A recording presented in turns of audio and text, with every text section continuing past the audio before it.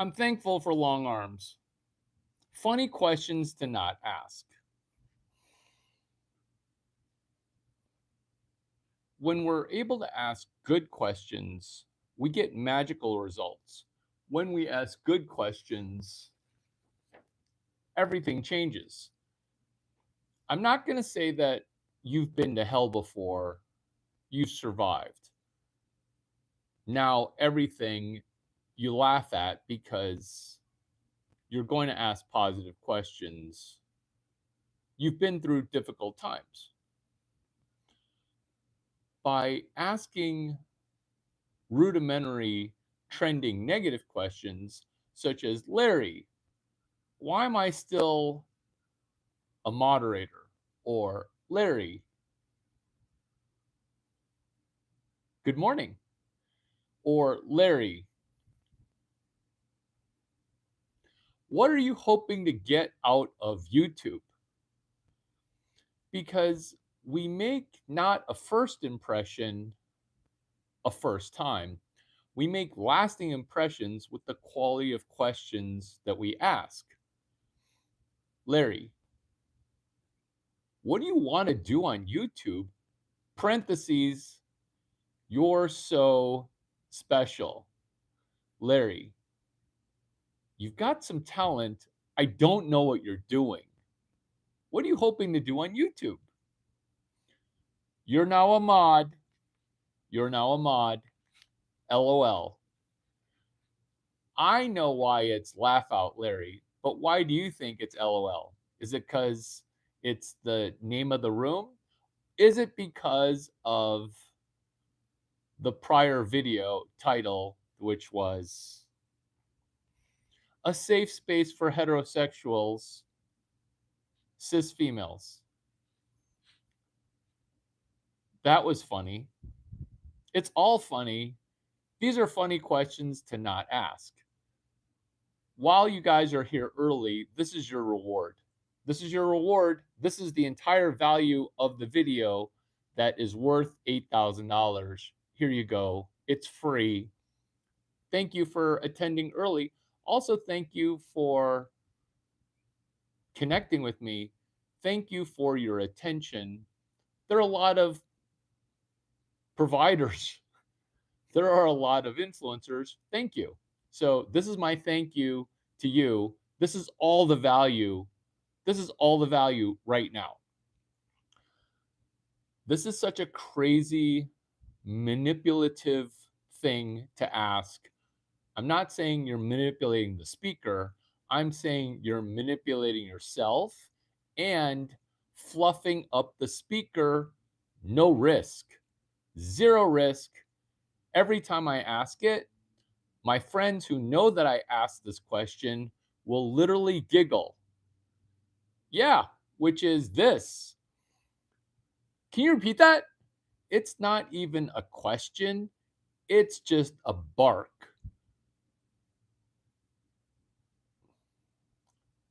99 times out of 50, the speaker will say, "Oh, thank you for the question."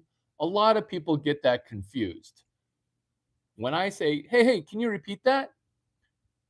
1,500 times out of 700, people will exactly say this because they sometimes say it twice. This is how I bat over 1,000 when it comes to blonde billionaires, which is we don't want to ask bad questions where people remember us. Ooh, there's Larry Chang. He asked the wrong question. He asked Ron, hey, how much money have you made over a Larry Chang series of YouTubes? Do you care about money? Can you repeat that? That's the value. Most of the time, the speaker will then say, oh, thanks for asking that question. A lot of people have a question about cell phone number underwriting. So that's what I said. I said cell phone number underwriting. We use cell phone numbers to replace needing to even ask for the social security number. It's cell phone number underwriting, and it's under the umbrella of third party data verification. Oh, okay, thank you. Can you repeat that? Somebody could say vagina whisperer, and you'll be, como? What did you say? Can you repeat what you just said? You'd be like, vagina whisperer. Well, it's similar to pussy magnet, but it's not. You see, all vagina whisperers are pussy magnets, but very few pussy magnets are actually vagina whisperer. But thank you for your question. I didn't ask a question. I made a statement that sounds like a question. This is also what's important. There is friction when a person's giving a talk because, by definition, it's a monologue. Some speakers refuse to do a monologue. That's why they do a fireside chat. In a fireside chat, they're getting scripted questions from their friend who's asking questions. This is why it's possible to speak at any conference, even if you're unemployed.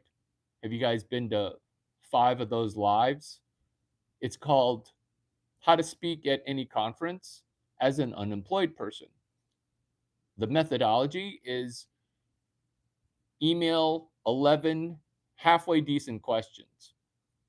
That's speaking at a conference via a fireside chat. You see, if there's not a fireside chat format, or even if there is a fireside chat format, it doesn't matter. Your best question ever is, can you repeat that? In a monologue format, there's friction for when you raise your hand. When you raise your hand, there's friction because it's jarring. It's damned if you do raise your hand, damned if nobody raises their hand, because as a speaker, you're wondering if the audience is ever going to talk.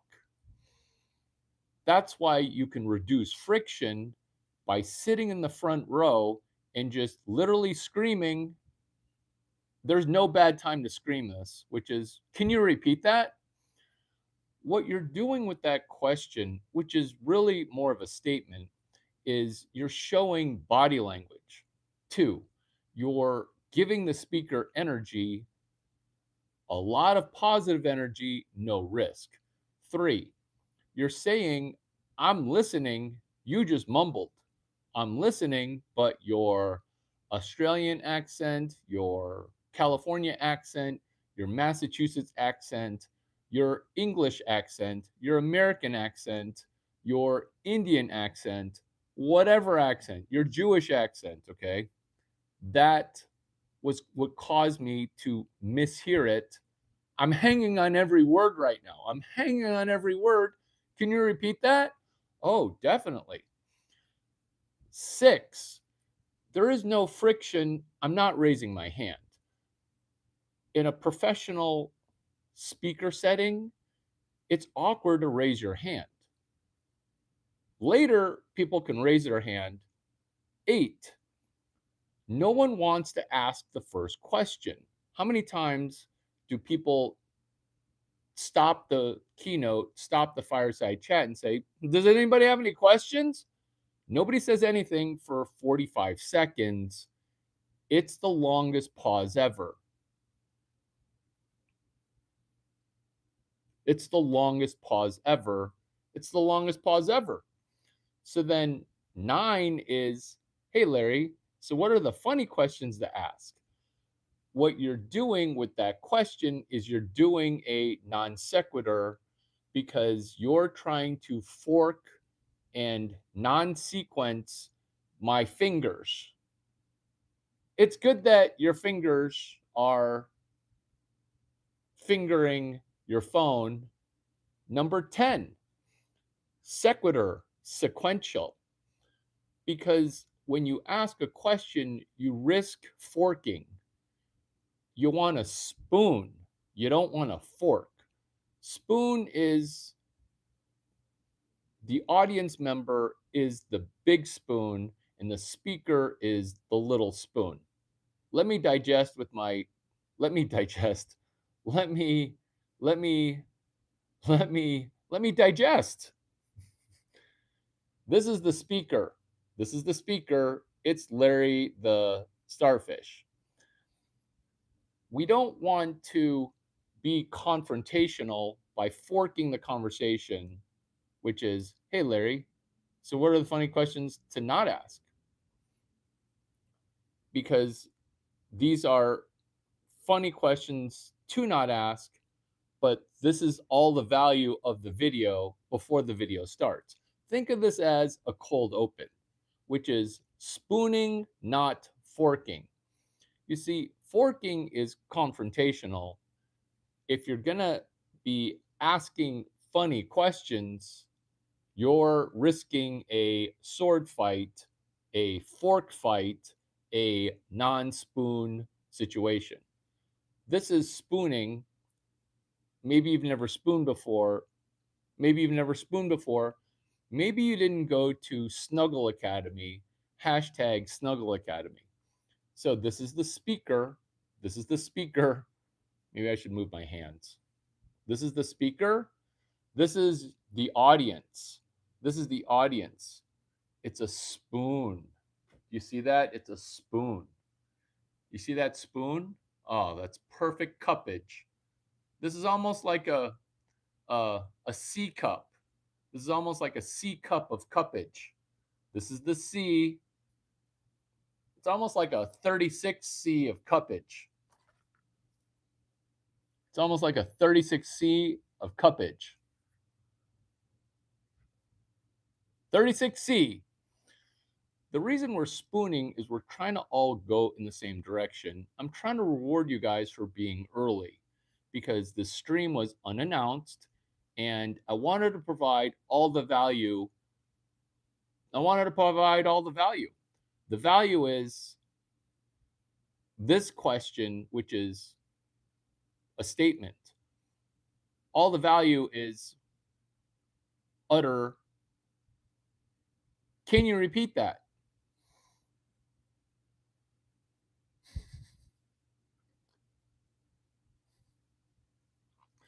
Less moderation of other people, less telling people to like, more moderation for. You've heard the can you repeat that hack. That should go under Mushi Mushi Mushi, webpage number 11. You should have 30 web pages shipped. You should, it isn't just every day is a hashtag. It's tell me one hashtag that you've already used that you've made $80 with while spending $0. Because you asked a funny question to not ask, which is, what's the hashtag for today? This is, are you a female? Do you identify as female? What are your pronouns? Because your attention is like your estrogen is fighting with your testosterone. This video is perfectly for you, which is funny questions to not ask. What's the hashtag for today? This is the hack. Can you repeat that? What you want to do with great questions to ask is you want to hashtag expand on a prior, which is spooning, not forking. You see, what happens during a spoon sesh? What happens during a spoon sesh? What happens at Snuggle Academy? Why did I pay 6 figures to go to Snuggle Academy? I paid 6 figures because I always heard guys like me, we don't snuggle. We are supposed to fuck and bolt or get blown and tornado out of there like the Tasmanian devil. That's why I do the counterintuitive, because I'd like a beach in the morning. That's why I'm going to spoon you. This is us going in the same direction, which is point number 1. Can you repeat that? Oh, yes. I didn't know that you guys were listening. They don't say that, they think it. What a great question. So, with hashtag HTG HFA OTR, did I jumble that? I kind of mess it up because my mentor, Larry Chang, he's he's so retarded, but I think he's also smarter than me, but he's the one who gave me that. But let me repeat that. Thank you for your question. It's how to get home field advantage on the road, HTG, HFA, OTR. It's okay that you're forking. You can't help but fork. Your default forker, that's your own hashtag, but that's good, which is which is day 10 Uber Eats ducking BK. Thank you. Thank you for DJing something. I don't mind that you fork. I don't mind that you fork because you're helping me with funny questions to not ask, but it's all play here. Thank you. I wish I could make you a double moderator, but then that'd be the spoon, where I'd be such big spoon that I'd back to being little spoon. Because if it's a three-way, technically I'm in the middle. I am both big spoon and little spoon. Now I only bring that up because the sweet spot of can you repeat that is sometimes people will say, "Oh, somebody wasn't listening." When somebody says that, which they never say, I've said it maybe 5,000 times, maybe 8,000 times. One time out of thousands and thousands, it's probably 10,000 times that I've said, "Can you repeat that?" One time the speaker said, "Oh, you weren't listening." And then I said, I actually was listening. You just said female entrepreneurship, it needs to be explored.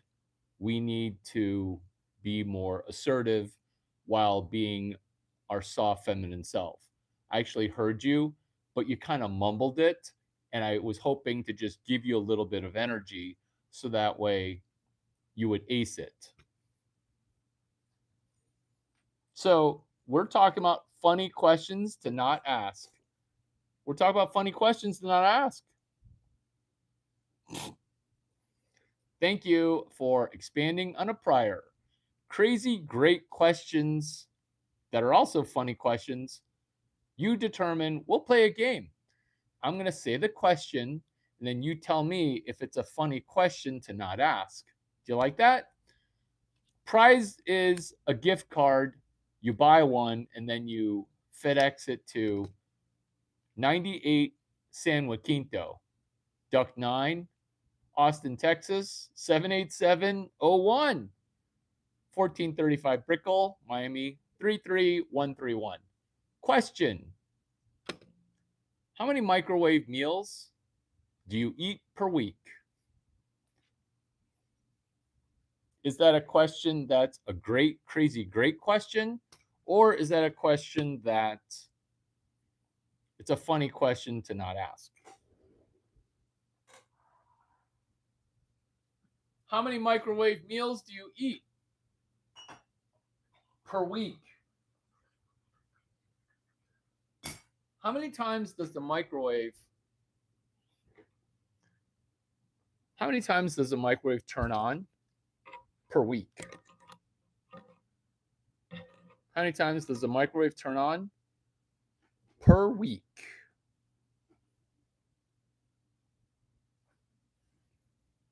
Right? Nice. Oh, crazy great questions. Number 2, have you had sex this month? Have you had sex this month? And I'm not talking about the person who was talking about flicking her bean last live stream or 2 live streams ago. Not talking about that. Number 3.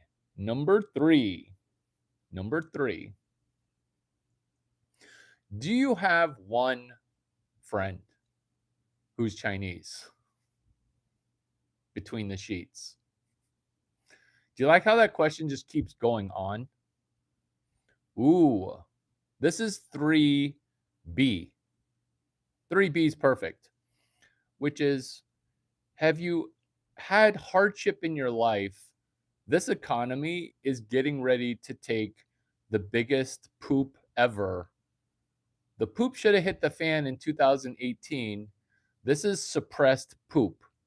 This is an economy that nothing looks good. Nothing looks good. And I'm early, but I am not wrong, which is, have you been through personal hardship that went from pretty good, pretty good, pretty good to, oh my God, what effing hell am I having to experience? You see, the reason I ask this question is the people who are going to survive, the people who are going to be the starfish to be saved, they're the ones who ask for help while drowning.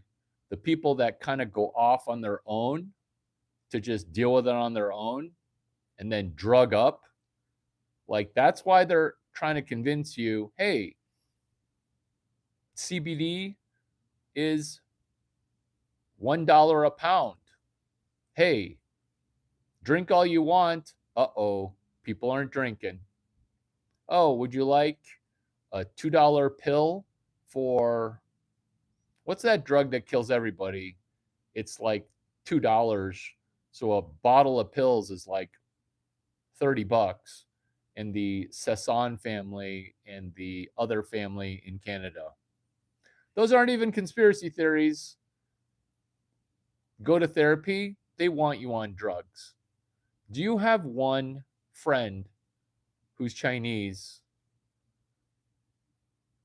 who you text message? Number 4. Ooh, this is a good one. Tell me if this is a good question to ask. No, it's like not Tylenol, not ibuprofen. It's some drug that people get hooked on. It's like a painkiller. It doesn't matter.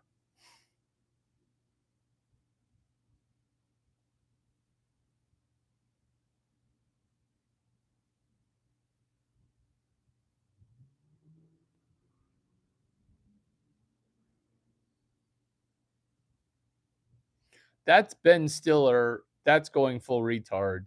Remember when he killed that panda? Number 4. Who are the 5 people that influence you the most? These are funny questions to ask or not ask. You tell me. Who are the 5 people that influence you the most?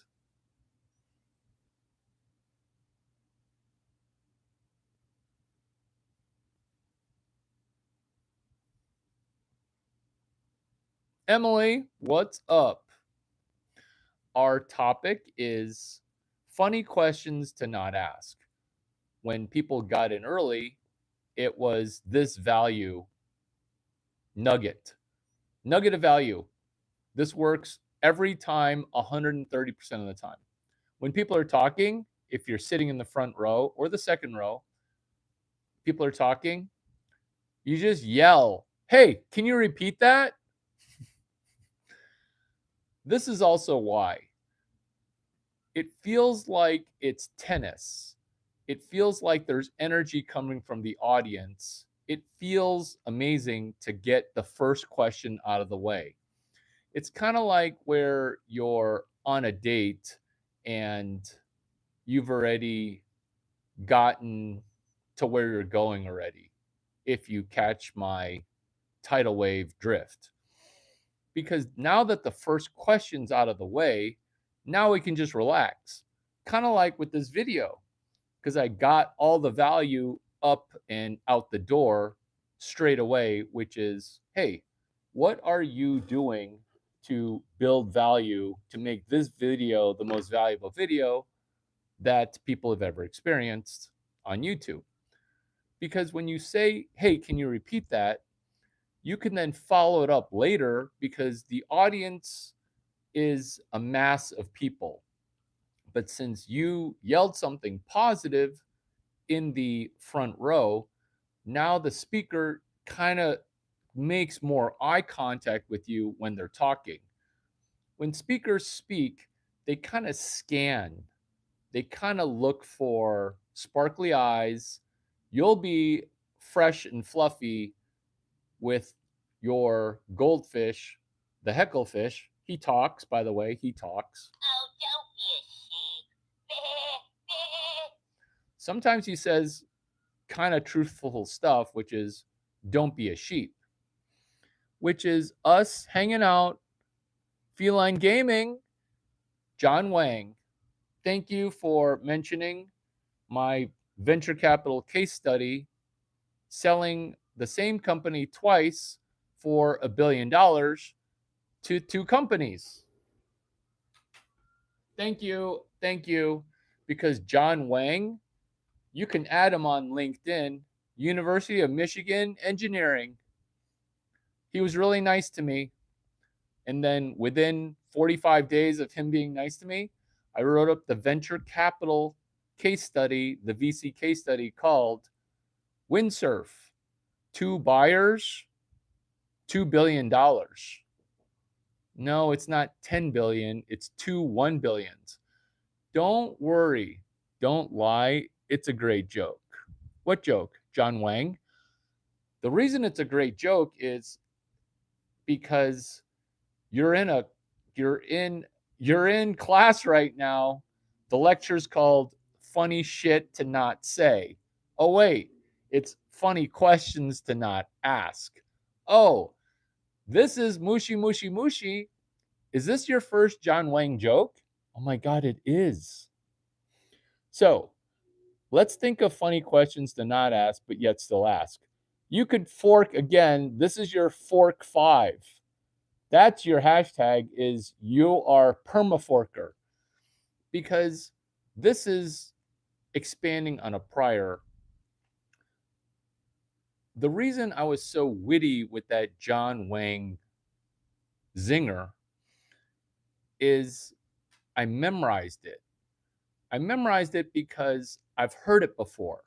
And this is how to make money on a $20 or $3 book, which is when you're holding a book, people are going to say, Snowball, Snowball, Warren Buffett, Alice Seibold, Snowball, ew, ew, Snowball. Like, why are you saying ew? Well, Snowball.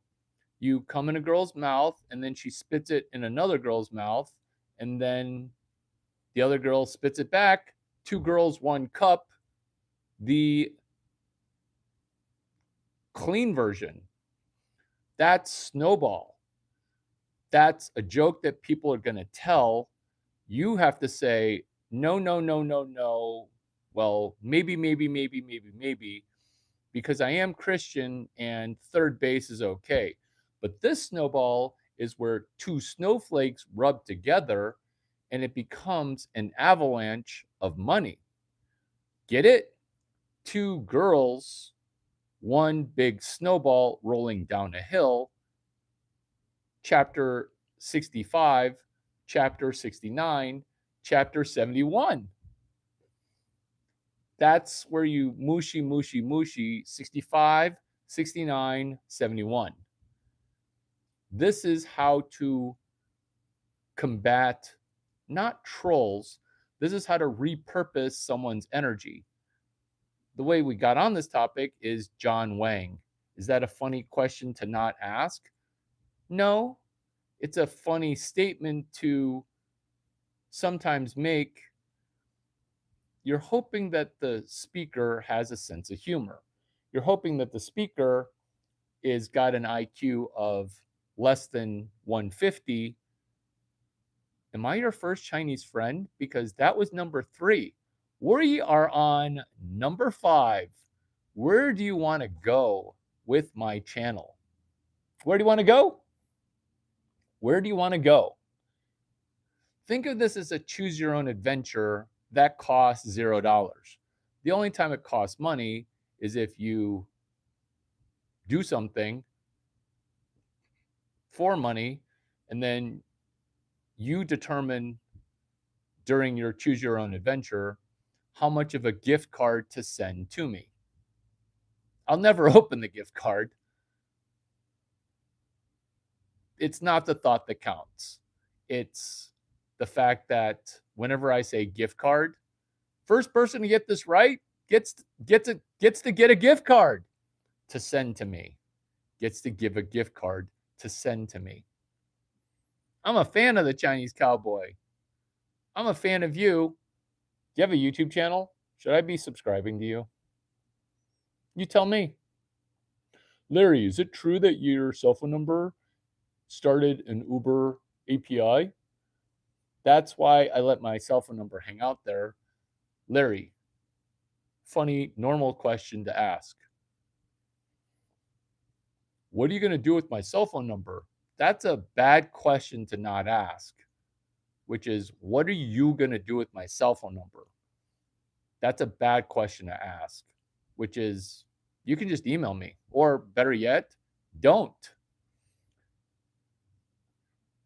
Here's a question that I want to ask you, which is, can you remember my Instacart referral code? It's called ROGERA 2415D. It's Roger A 2415D as in distribution.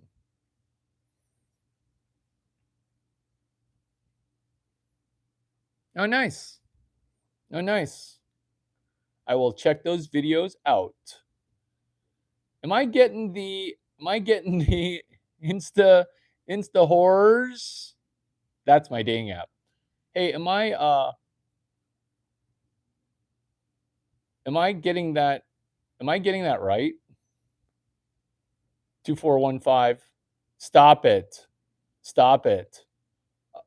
2415D, correct?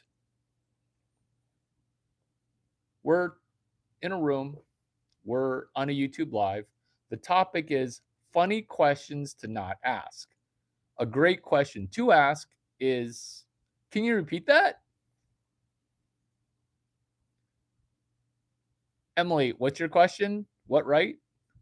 All Larry needs is Christmas decorations is luminal. Am I pronouncing that correctly? Luminal. Go for it. Use that when y'all sign up. You get first $10 and you'll get $450. Is that true? You said 150. You said 150. Rayan loves the fork. That's 7 forks. I think there's a steak restaurant called 5 Forks. So you're 5 forks plus 2. The hat is made from straw. I still have a question out there, which is that $450 accurate? Because FAGR, fuck around, get rich. Have you heard of agents, sports agents, theatrical agents laminating their business card? So I'm constantly fucking around. I can't help it because I'm bored and I kind of didn't want to be retired or on vacation. 2 weeks of vacation is just the perfect amount. You're a normal human. 11 weeks of vacation with rollovers, you don't go insane, but you get to be, this is what it's like. Crazy great question, which is, Larry, why are you like this? Because the University of Illinois, Urbana-Champaign, it kind of fucked me up a little bit. If you aced your finals, if you aced class, University of Illinois wouldn't make you take the final. So you can literally be on vacation for 2 motherfucking months. We're talking December 5 to January 20. And if you're playing a sport that doesn't involve winter, you're on vacation for almost 3 months. You go from 90 hours, no exaggeration, 95-hour weeks, student athlete shit, where the athletes can't believe you're a student And the students in engineering can't believe you're on a sport. This is what happens now with 11 weeks of vacation, because that's almost enough time to do a sabbatical. Guess where all the money gets made?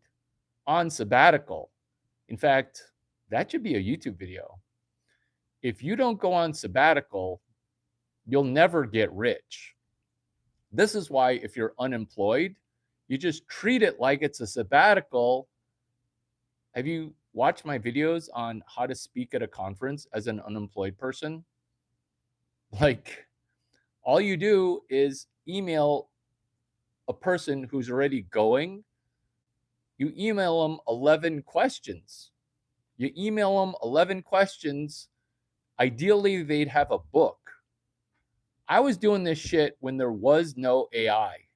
So I actually had to buy the book, read the book, and then come up with 11 questions.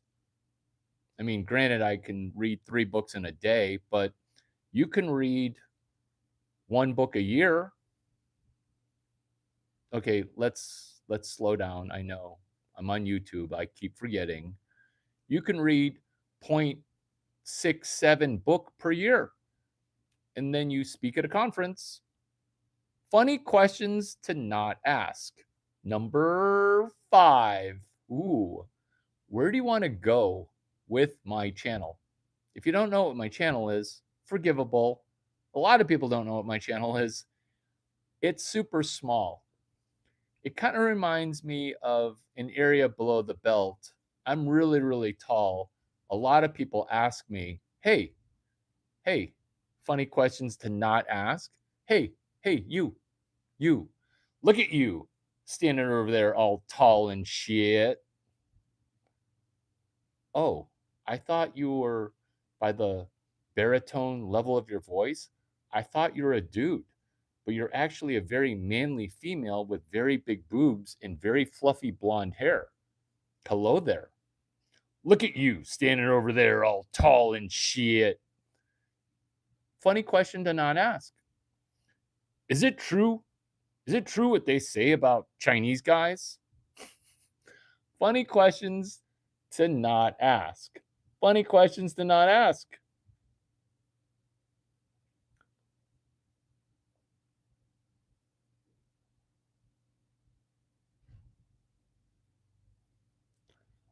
Truth be told, I was walking. I saw 3 Asian dudes taller than me. Today.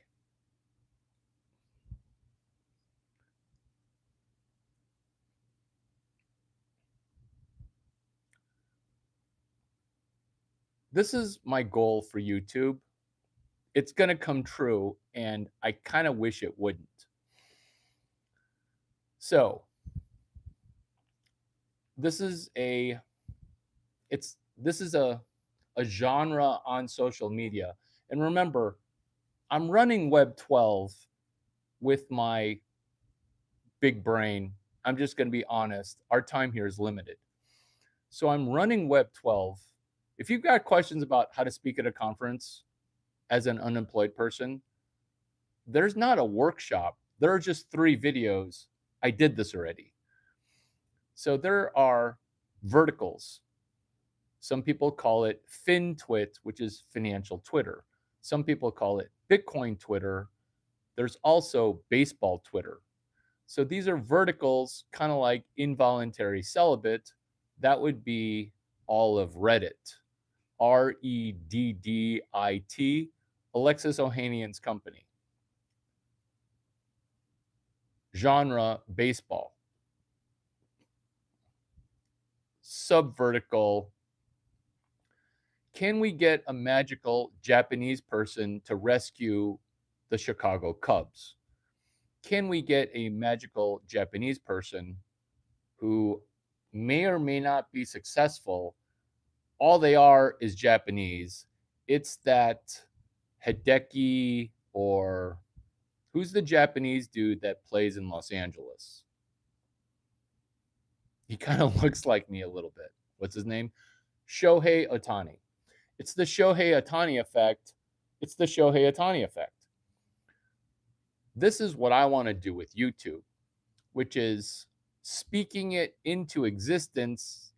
But what if it were to manifest with a little bit of work and preparation? Funny questions to not ask, which is, hey, Larry, what's can't stop, won't stop, Chang stop? That's actually a genius question to ask, because if you just wrote out 10, 11, or 12 questions, this is how low the bar is right now for employment. Because what I know that you know, and you know within yourself, is that most people can't sit quietly and read for 15 minutes. Everyone's brain's broken. So when you show up with a semi not broken brain, the CEO will just put you somewhere. This is how to close for a deal over voicemail, which is you call in an asymmetric communication for 15 voicemails. Larry, only psychos leave 15 voicemails. It's called asymmetric communication. This is what rich people do to other rich people. Poor people do 6 words of text, and then the poor person who's super busy, she's also unemployed, she'll text message back 2 words. It's like naval sonar communication. I don't even need to tap her phone. I can just look at volume of communication visually. This is how to succeed, which is a terrific question to ask. Is, and I'm not saying you should do this within dating relationships. I'm saying this is professional, which is, can you triple tap? Meaning, he didn't respond, you sent boob selfies. You now send butt selfies. That's a double tap, where he didn't respond even with an emoji. I'm not talking about an emoji. That's a full response. Not really. I'm talking about a reaction where you can thumbs up. Thumbs up your Victoria's Secret bra with no bra. It looks really nice. Successful people, when they're getting their business up and going, do guacamole recipe number 23 while doing a triple tap, while doing a quintuple tap. This is also the genius question to ask, which is, Larry, why do you refer to yourself as a woman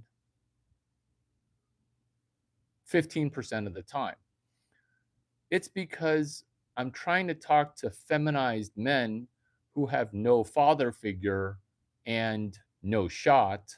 And there's a saying, it's called the market bats last.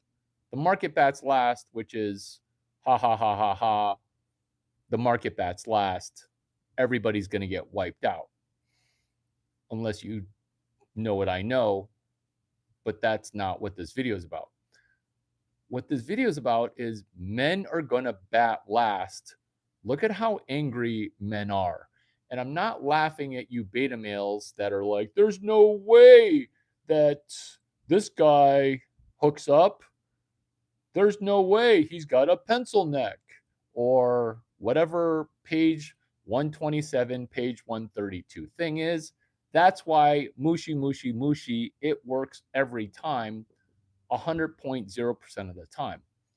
Because what you're looking for is people that say cliche, stupid, remedial things. Notice I did not say hard R, hard D, because when I'm talking about crazy, retarded things, that means you're printing money because, ha ha ha, I'm a retard. Are you retard too? Because this is why. In this crazy world, you don't want to know everything that's going on. Hey, Larry, did you know that Venezuela got invaded? Wah, wah, wah. The only thing that matters is, can you make $18 after watching 18 videos? can you make $50? That's why each one of my videos does the massively unpopular thing where I hard sell you for $0. I'm trying to make $800 because you're a YouTube virgin, because Duck9 dealt with credit virgins, because virginity, you really shouldn't talk about it. But I'm talking about being a virgin in business, which is, can you sell one thing to a stranger? Funny questions to not ask. You should just sell this as an ebook, helping unemployed people interview better. Most people answer questions. I've got a book with 500 questions to ask and get asked during a computer science interview.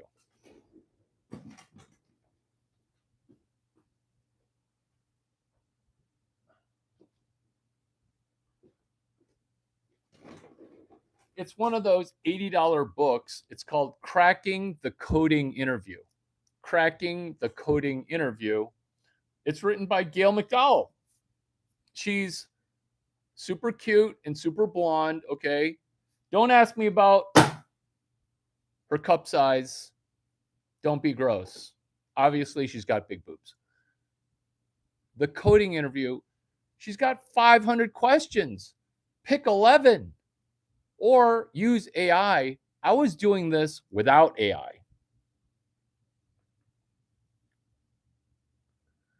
See, you fork every time you can't help it. You fork every time you can't help it. I'm going to sell you a book for $80,000. Are you ready? Or do you not think I can sell you a book for $80,000? Are you Indian? I bet you're Indian from a really good school in India. Did you go to the MIT of India? God, I am so creepy spot on with my CRM. You know what? You're right. I should go to, you know what? I'm going to do all the messages in reverse chronological order. You can sell it, but I am broke. There you go. I called it. Are you smart? Did you go to a really good school in Pakistan? It doesn't matter. So say thank you. Be the first Pakistani person to not say fuck you after I help you. Have you read my Quora called Why is Larry Chang So Strange? It's all Pakistani Indian people after I try to help them. This is how you know I love people, is they try to fuck me in my reputation, not understanding SEO. It stands for search engine optimization. I can't tell you how many people have Googled Larry Chang and they go, Larry, did you know that there's negative PR in the top 10 results? SEO, search engine optimization. It's run by my friend Matt Cutts. Matt like Matthew, Cutts like scissors. And then after Matt Cutts retired as a billionaire, he hired Danny Sullivan. Danny like Daniel, Sullivan like Sullivan Chevrolet in Champaign-Urbana. Danny Sullivan. We're talking still about selling one book for $80,000. This is how to sell a book for $80,000. You're welcome. Which is SEO. It's an old algorithm. It was always going to die.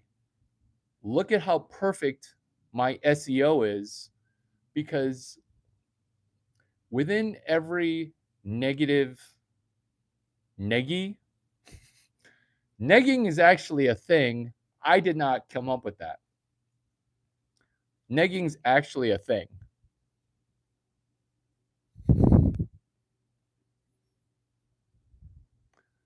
Duck D's, are you Pakistani too? That's cool. Negging.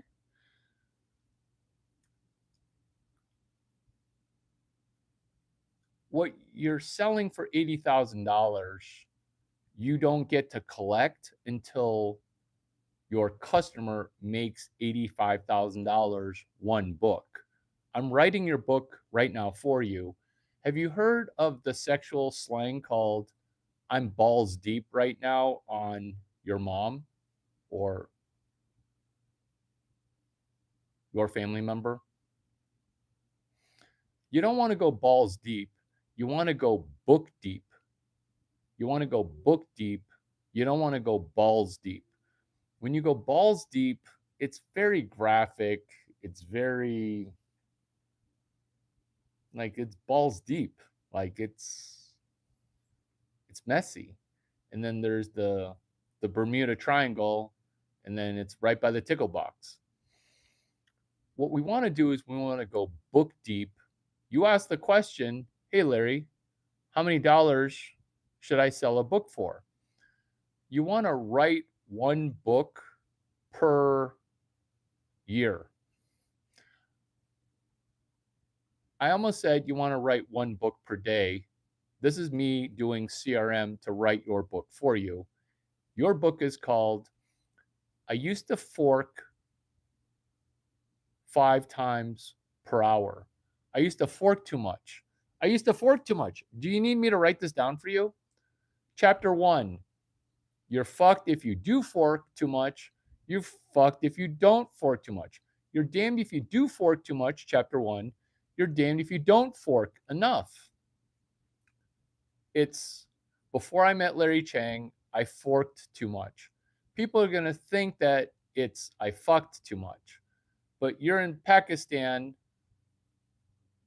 Have you ever had sex with a relative? Aren't the stats where 80% of people are coming from first cousin births? I don't want to know. These are funny questions to not ask. That's my first funny question to not ask, which is, are your parents first cousins? I don't want to know. I don't want to know. These are funny questions to not ask. I get to play in the game too, because chapter 2, expanding on a prior helps me dig up Easter eggs. Forking is what my IQ 200 Pakistani brain is keeping me from succeeding. Do you see how chapter 2 is every time you fork, you lose money? Because if you forget to sell this book for $800 US, we will laugh at you. So you went to a good school, I'm positive, because you're super smart. You're super smart and you have a okay username. It's not a pure scammer username, Jugad, which is, are you a woman too? Is this female? Do you identify as a female? You're welcome. I am the vagina whisperer. You're female. You're welcome. You should make $800 selling this book. I know. I know. I'm magical. I write one book per hour, but let's just keep it at one book. By the way, you might think that I'm going to sue you for IP. That's how Larry must make money. Is I'm going to write this book and he's going to sue me. I would not visit Pakistan for $200 million US prepaid. Because guys like me, we get a disease in countries like that. That's how guys like me die. That's how guys like me die. Because I'm going to just drink the water. Oh, do not worry. This tap water is very clean. Yeah? Cool. This bottle of Evian, this has never been opened before. Oh, okay, cool. I'll drink 5 bottles of it. Ooh. I do have a stomach of iron. I will visit your country. Why doesn't your country recruit me to speak? You know what? You're Pakistani. Let's just meet in Singapore. I'll drop that 200 mil to $200. If you can make it Singapore, I'll make it $200 because Singapore, that's where the best Indian and Pakistanis are. You like that? How Indian, Pakistani friendly am I while being the whitest white guy? Chapter 3 of I Fork Too Much, chapter 3 is your brain always comes up with something new, something new, something new. I said 5 forks. You've actually had 11 forks. So you've had 11 forks also, not to sound like you're South Asian, but you've never said thank you. Your likelihood of making 180 units of money and then telling me to fuck off is incredibly high. You might even unsubscribe from my YouTube channel. How well do I know people? How many millionaires have I made? Because the South Asian ones who never say thank you, their likelihood of jugading me, jugad, is 90%. I don't feel the thank you, but that's okay. This is why there is no patriarchy. This is the reason that Caucasian males like Larry Chang are the most successful, because we're super thankful and our mentors never had to say fucking thank you, because nothing says thank you more than a heterosexual man giving another heterosexual man a gift from Tiffany to put in your office. Why? Because you don't give them jewelry. You get them some like stupid thing at Tiffany, because all of it's $3,000. All of it's $3,000.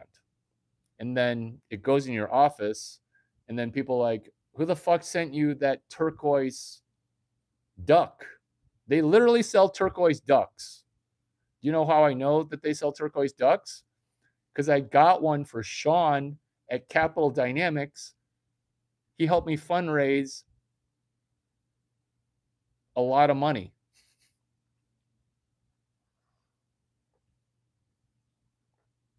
Don't feel intimidated, because chapter 4 of I Fork Too Much is, Emily, it's pretty funny, right? Chapter 4 of I Fork Too Much is I'm overly networked. You see, here's the problem. How well do I know you? What is your gender? What gender do you self-report?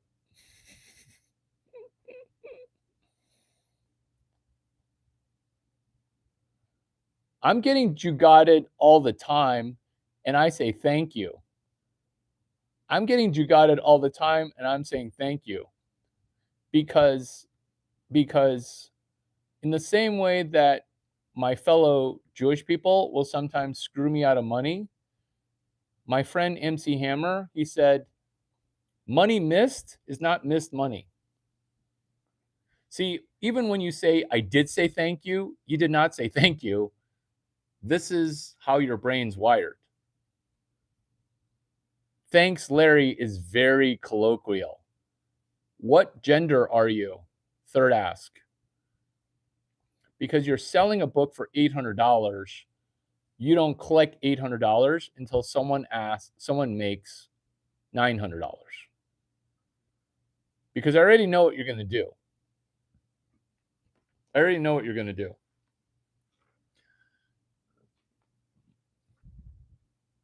You're a dude? You're not a dude. That's okay.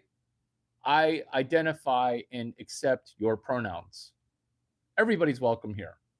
Everybody's welcome. Everybody's welcome.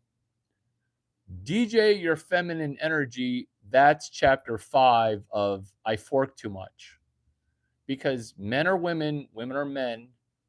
People have both the yin and yang inside of them. And then 5, 6, 7, 8, 9, email me and I'll use AI to write the rest of your chapters. The subject of the email is the book title. Let me reverse chronologically go. I am way behind. I apologize. I'm way behind. Elric, I don't know who you are, but welcome, and you are a mod only because you laughed. I look forward to seeing what you do with your power. I hope you don't use power over other people. Moderate your own thoughts. Moderate your own thoughts.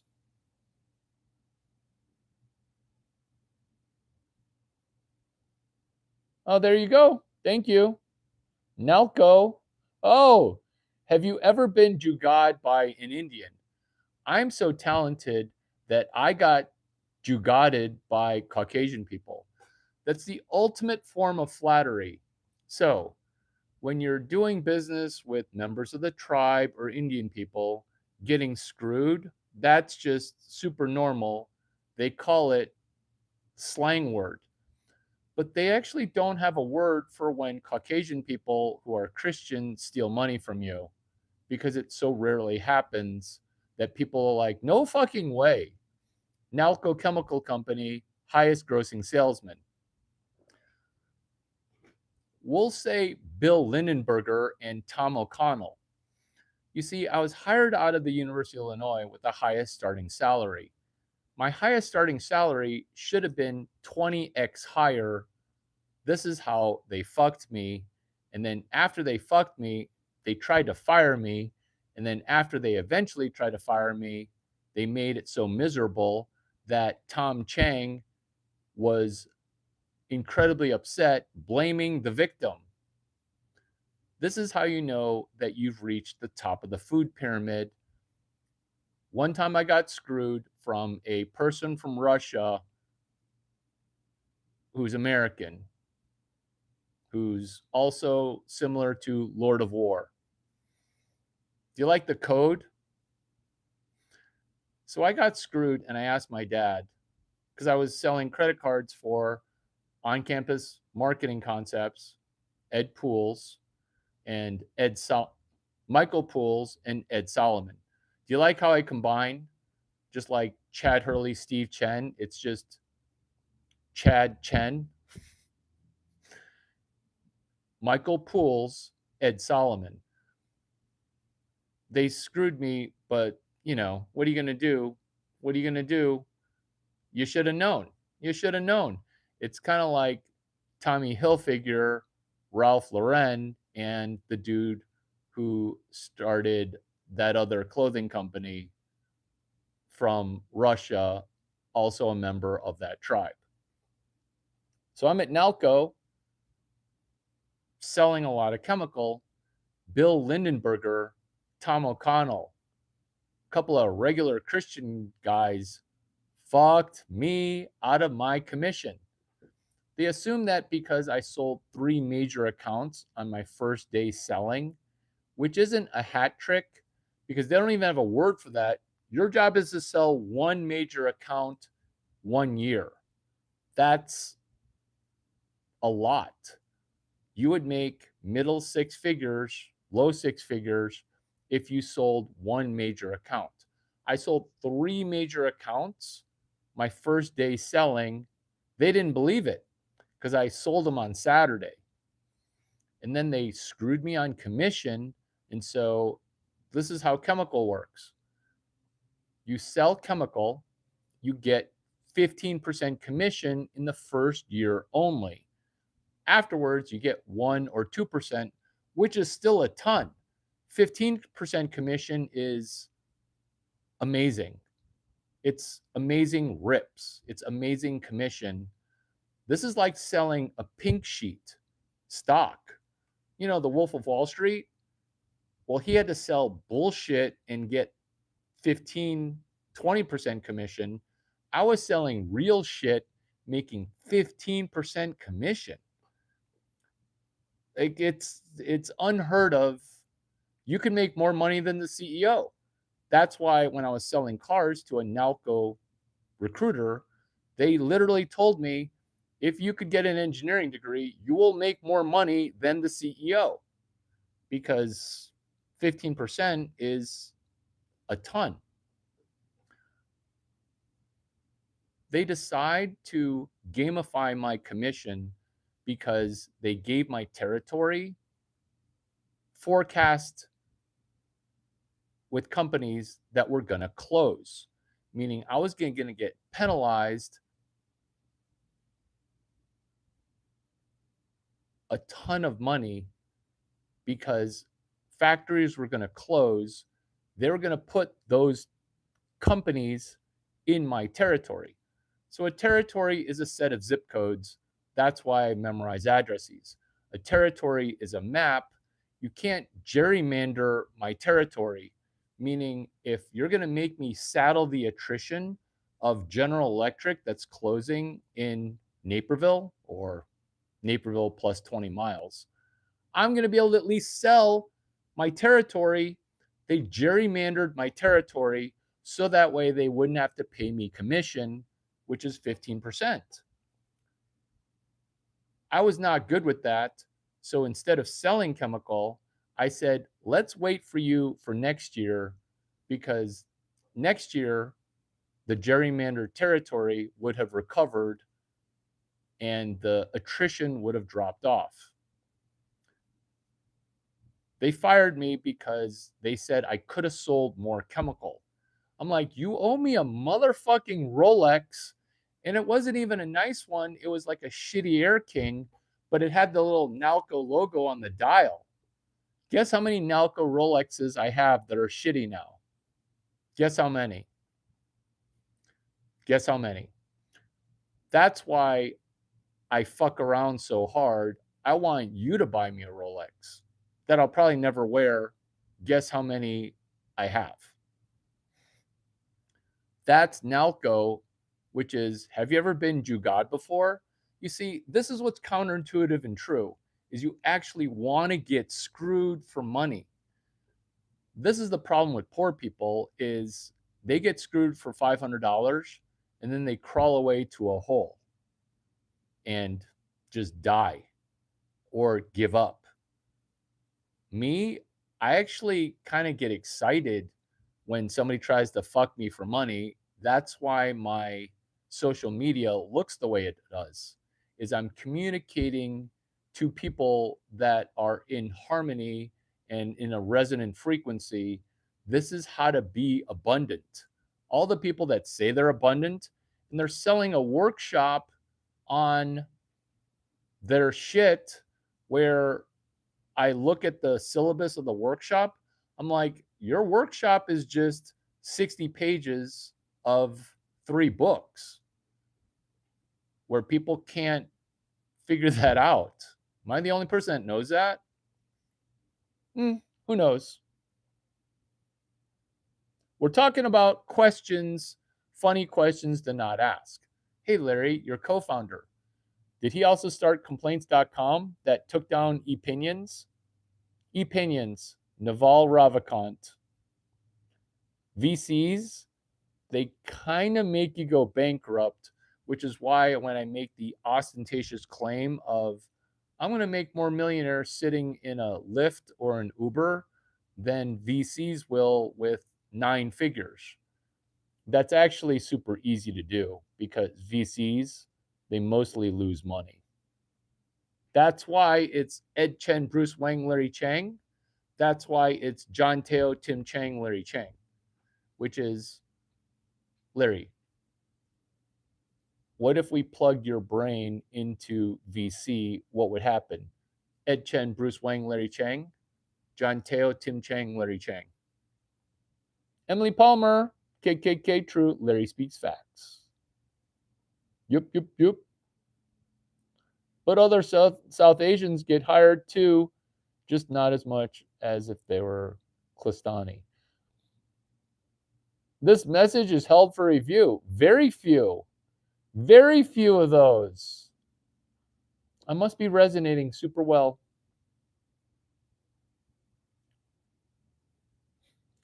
If you're not South Asian here in Canada, you can't get employed.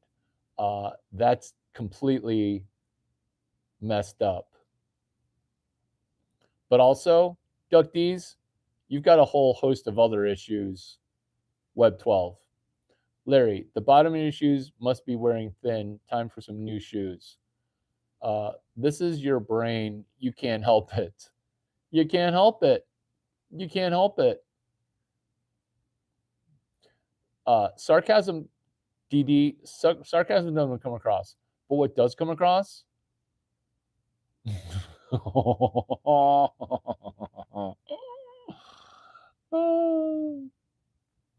They have so many people, it's like rabbits over there. Is it true that that it's a lot of first cousins marrying first cousins? Is that true? Because the stats are staggering.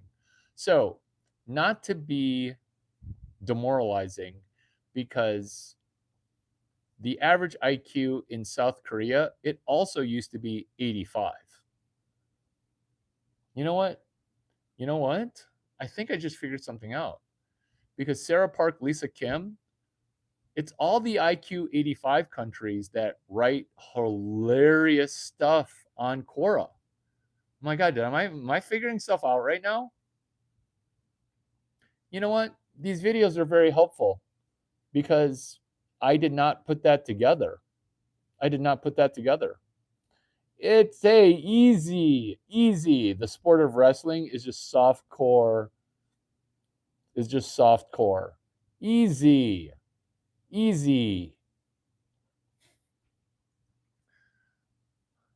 I forget my wrestling coach's name. Ron. His name is Ron. He is recruiting me in gym class to be a varsity wrestler. I've wrestled 0. I beat one guy in wrestling who won state. And I'm like, I just wanted to beat him because he was talking so much shit about how wrestling's not gay. I'm like, I don't think wrestling's gay at all. And he goes, you totally think it. That's why you play basketball. I'm like, I'm not even on the basketball team. I mean, wrestling. And then he said something else about baseball players being fat or something. I'm like, you know what? Let's wrestle. His name was Bill Sproul, and he was really good at wrestling. And I pinned him, and it was because I was listening to Ron, the fucking wrestling instructor, because I needed to get an A in fucking phys ed because I was getting a B and I needed a 100%. So I aced wrestling and I aced swimming. I'm not good at wrestling. And then swimming, I got recruited because I swam, but I needed an A in gym. I still have night sweats about not getting an A in gym class. Don't even get me started about health class. Did you guys do well in high school health class? Funny questions to not ask, which is health. Are you serious right now? I have a homework assignment about sex. I'm rocking a 3-way 4 years ago. Let me tell you about sex. So that's why I got an F in health class. That's why I got an F.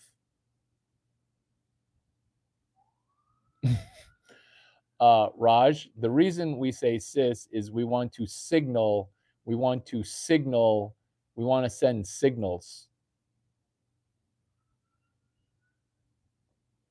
We're talking about funny questions to not ask. I think I'm caught up. Ooh, number 6 question. When was the last time that you meditated?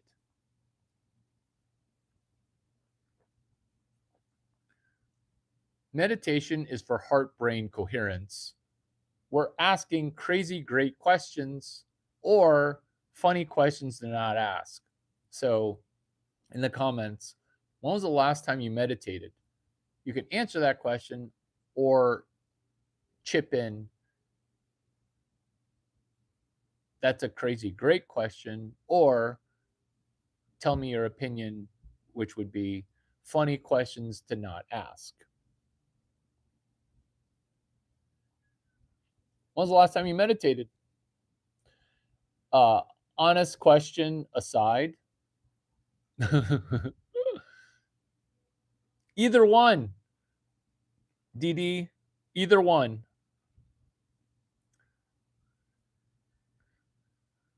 What do you guys think of my prayers? Are they not the best prayers anyone has ever prayed?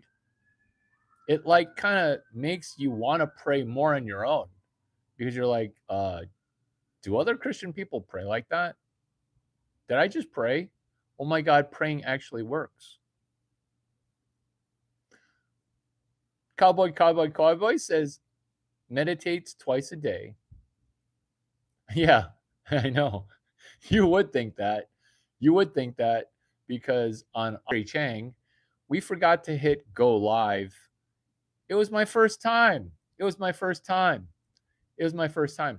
Hey, Cowboy, did you see the Q&A that we did Saturday night at 2 a.m.? Do you guys like how New Year, no booty, Saturday night? I did a 2-hour Q&A where I helped some random dude make $775K. He has a laser light show for his treasure map wall. He gave me a tour of his place. He couldn't stop. I don't need a tour. He gave me a tour anyway. He showed me crystals and he showed me this ginormous TV. I was like, that's where your treasure map is. You put it surrounding your TV. It's a vision board. And he had a laser light show and a full bar. I'm like, do you even drink? He's like, no. Do you see why I ask crazy great questions? Because I asked him, oh my God, is that a full bar? Let me guess, do you even drink? And he's like, no, I don't drink at all. But when girls come over, they see the full bar. How crazy great of a question is that when he's giving me a tour of his place? It looks like one of those bottles that is happy hour at a really nice place where even the well is top shelf. I'm like, your well is top shelf.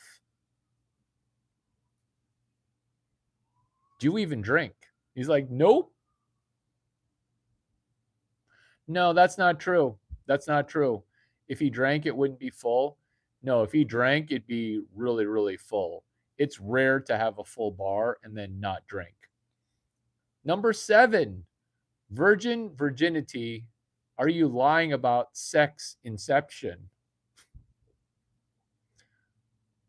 This is how you know that my gaydar went from worst to first. This is also how you know how, as a heterosexual, I ran the Silicon Valley gay mafia. This is also how you know that CRM, crowd reading management. Yeah. Number 8. What pages do I quote about asking quality questions? What page numbers do I quote? First person to get 3 pages right gets a gift card to then send to me. What are the page numbers that I often quote for asking quality questions? There you go. You should be rich, Mother Scratcher.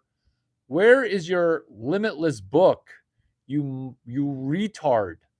Look at how genius you are. Do you see how, you guys, everyone pay attention to moderator.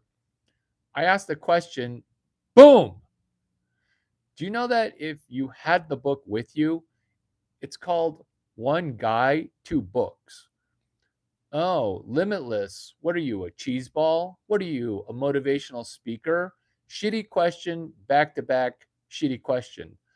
No, nobody ever asks a question on a UBS stick, you fucking retard. You retard. You should make $8,000, but you're fucking retarded. You have the book on a USB stick. It needs to be a physical copy. It's like packing a roll of quarters if you're not Larry Chang running the flag halfway up the pole. Now, people are so ADD, you can run the flag all the way up the pole and people will just be like, not even recognizing your erection. Because a USB stick in your pocket, what? You absolute retard. Hey, Larry, drink some water. Your voice is cracking. Oh, you're giving me advice? My voice is cracking because I'm angry at Genius Boy, who's trying to steer the HMS Duck D's into a lighthouse. I'm in the lighthouse. I'm a corporal. I'm a corporal.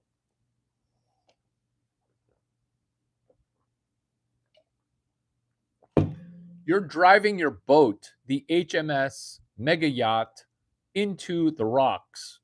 You know where you should go. Question: what pages do I quote about asking quality questions? Okay, this is what we're doing. I know you don't have any money, but you're sending me $200. The reason you're sending me $200 is I will send you books from my friend's website to Canada.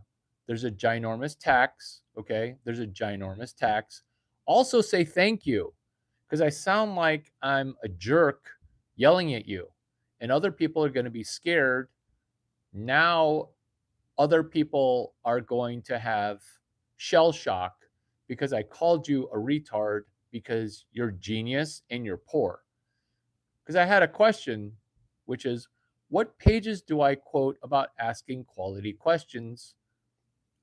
What hashtag comes after you acing 62, 64, 67? No, actually don't Western Union me money, you motherfuck. Just spend $3 to buy Limitless 2 physical copies. What's the hashtag for memorizing shit? Not LOL. It's not funny at all.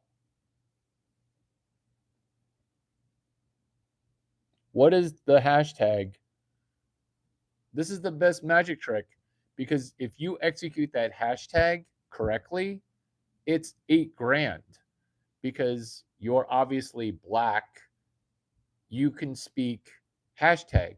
You're obviously some self-loathing minority who never says thank you, and when faced with $250,000 free is like, this is $250,000, okay? And you're like, bad money, bad US dollar. Look, you made me knock off his hat, his thinking cap. Hecklefish, sorry. Sorry I beat your face in. What's the hashtag? What's the hashtag for memorizing shit? Close. A plus, but not correct. What's the hashtag for memorizing shit? Memorizing random shit. Why do you make us memorize random shit? That's funny questions to not ask. Because when I'm dropping a hashtag, you should just be like, whoa, should I make $250,000 or $250 million with $0? There you go. Fuck yourself in the fucking face. You even got the capitalizations correct. Fuck you right in the fucking face. Technically, it's a capital X, but that's an A triple plus. You should fuck yourself in the fucking face. The reason I drop explicatives is because you just aced it. Because here's the question: every cocktail party, every YouTube live is a fever dream of Easter eggs getting shot at you like you're Tom Brady or Elon Musk or Larry Chang. What this is competitive Easter egg laying. You saw me literally diarrhea out a book for random Pakistani dude to make $800. If you can't sell one $20 book for $800 after memorizing Mushi Mushi Mushi, which is what chapter of Limitless? What is Mushi Mushi Mushi? What chapter in Limitless is it?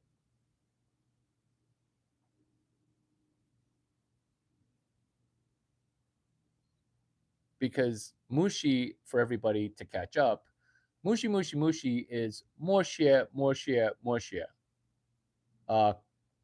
Questions is for memorizing shit is chapter 13. Speed reading and speed reading crowds is chapter 14. Do you see why the UBS stick? You're trying to, you got given 40 acres and a mule from the United States government. You've been slave patriated. If you would have put that mule on the blockchain or Bitcoin, every black person in America would be a billionaire. 40 acres and a mule? Are you kidding me? The federal government gave you $13 billion. Oh, Larry's offensive. Larry's offensive. I'm going to unlike it. Why am I not speaking at black colleges? Why? Because 40 acres and a mule, that's accountability.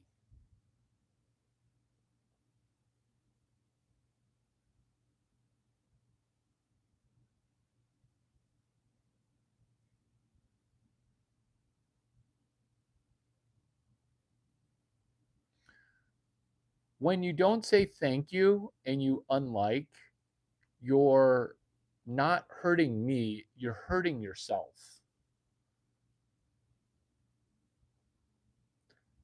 This is what we're doing with 62, 64, and 67 is we're memorizing random shit, but it's not random shit.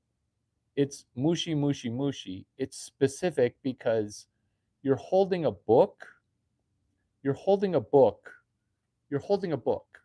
Because this is technically, Elric, good job. It is technically 28 days of OpenAI ducking BK. So you guys got that right. Let me give you guys some attention because you deserve it.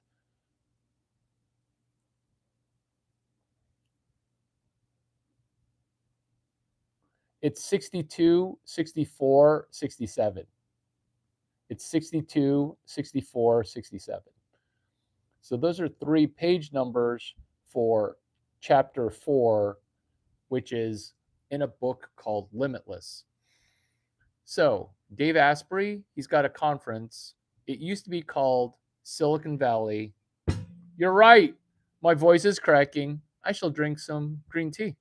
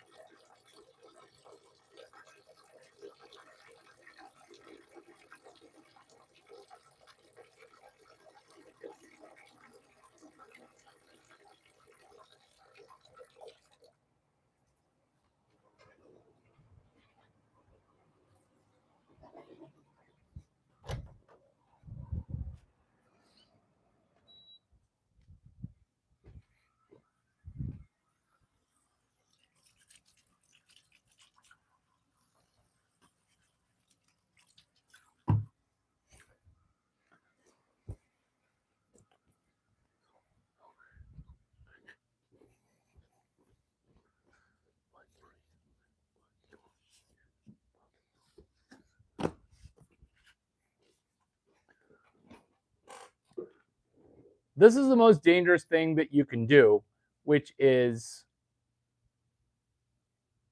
get something free from Larry Chang. It's the most dangerous thing that you can do. Why? Because it's dangerous.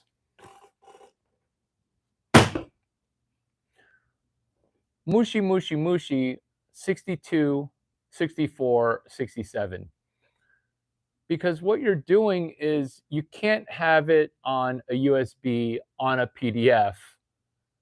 This is why you can't email. This is why you can't text message. This is why you wire your brain to be off.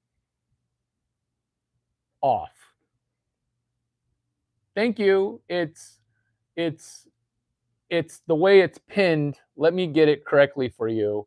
It sounds like mushy mushy mushy, but let me get it correctly for you by pinning Duck D's. Awesome. Awesome, awesome. Being unliked is amazing.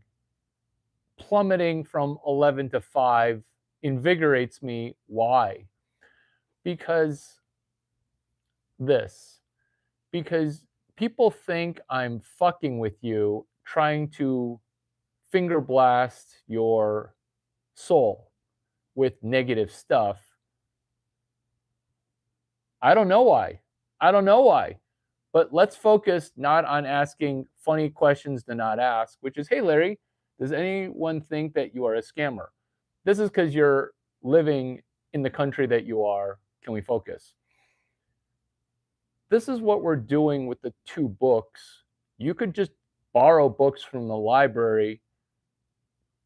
I hate when I have black girls come over to my place. Black girls are always trying to steal my books.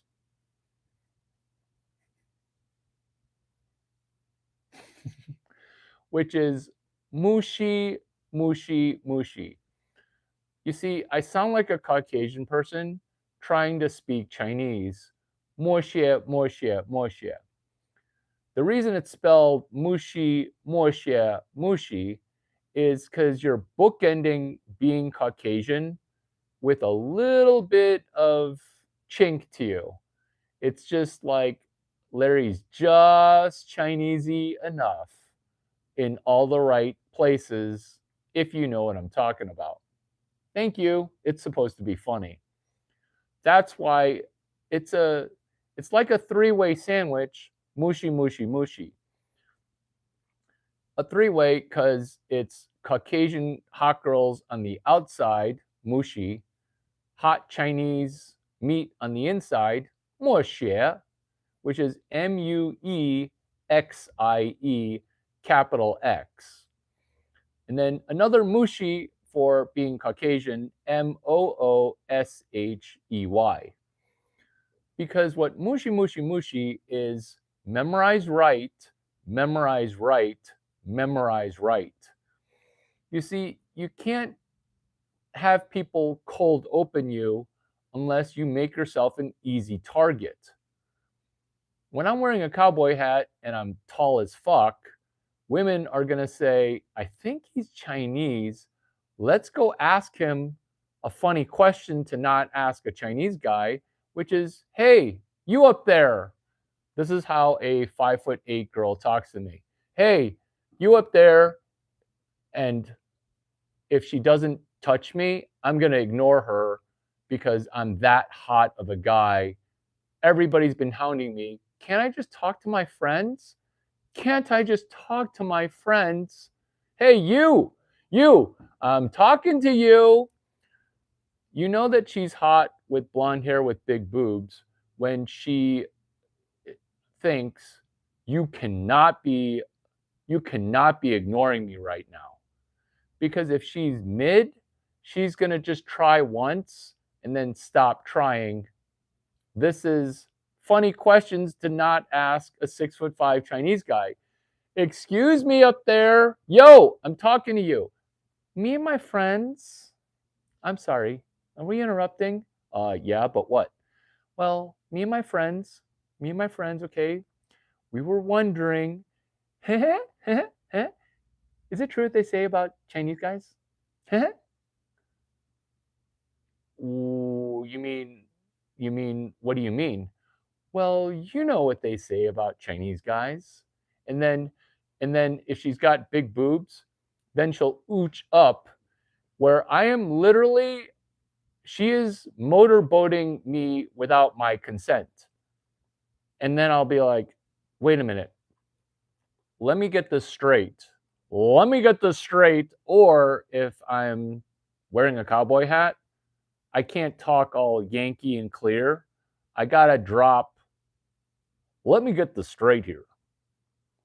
While you're motorboating me, by the way, I consent to you motorboating me. No hands. Now you're asking me about my trouser snake? Am I right, young lady? If you keep rubbing your high beams on me, we're about to run the flag halfway up the pole. If you catch my drift. Did you just forearm shimmy my area below the belt? You just went outside hand. You just went outside hand. You just went outside hand. My guy friends will be like, whoa, whoa, whoa, whoa, whoa, whoa, whoa, whoa, whoa, whoa, whoa, whoa, whoa. Why does Chang get women cold opening him about his penis?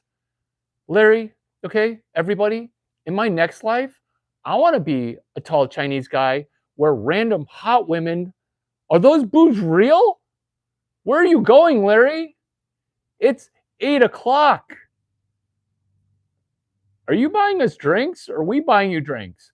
We're buying you drinks. Will you come back? Larry. Me and my friends are wondering. We are all over there. We were wondering. Are you Chinese? I got a question to ask you. That's also when you know that there's going to be a bad question coming. Can I ask you a question? Hashtag shitty question coming always is, can I ask a question? No good question has ever come about from, can I ask a question? Oh, it's outside hand or forearm shimmy. It's like the NBA where you're allowed to bend elbow. You're allowed to bend elbow with a little bit of contact. Well, that's the old NBA. That's the typical female move. Or, oh, I didn't know that my boobs were three-dimensional. And this is also what women will say when you bust them on a motorboat much. She'll be like, oh, truth be told, I'm wearing a push-up bra and I normally don't do this. Come on. Lying about the fact that you have a push-up bra. Do I not eyeball underwire only? No padding? What am I? Not a Victoria's Secret bra whisperer? Because what we're doing here with a book is we're getting people to say funny questions that they shouldn't be asking, which is, you, are you Jim Quick? What? You have 2 copies of your book. I just figured you wrote that book. Oh, well, that's kind of a funny question to not ask. Oh, I didn't mean to offend you. You're offending me, but you don't say it. Oh, I didn't mean to offend you. I'm just saying it's kind of weird that you have 2 books. You immediately go to close because they're asking you a bad question because they're trying to get to know you. The reason she's asking about my penis is because I look like I'm successful. Come on, that was funny. That was funny on like 10 levels. Let me explain that joke to you. When we get cold opened, we don't have to cold open. That's funny. When you have 2 books on your person, that's the equivalent of wearing a Stanford baseball hat sitting behind home plate with nobody because people are going to come talk to you, because that's why I'm on ESPN for 15 minutes a game. That's Karl Ravitch saying on ESPN. Maybe you don't know what ESPN is. It's Extra Special, Extra Sport Performance Network. So it's a network of TV shows that broadcast sports. And then they have these sports personalities, and they have to fill 4 hours of airtime. So we need to find some entertaining random shit that you don't see every day. Let's go see if the Chinese cowboy, who has something to say for 5 hours, he's been here for 15 hours. I see him here all the time.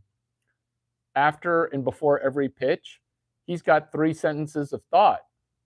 I wonder if we can get him to say 3 sentences within a 14-second window of time. You see, you don't have to sit behind home plate on ESPN to have the equivalent of sitting behind home plate watching Stanford baseball on ESPN. Because your equivalent, cheers,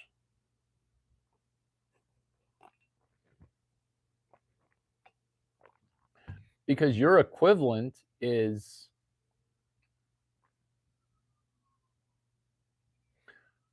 one guy or one girl, 2 books.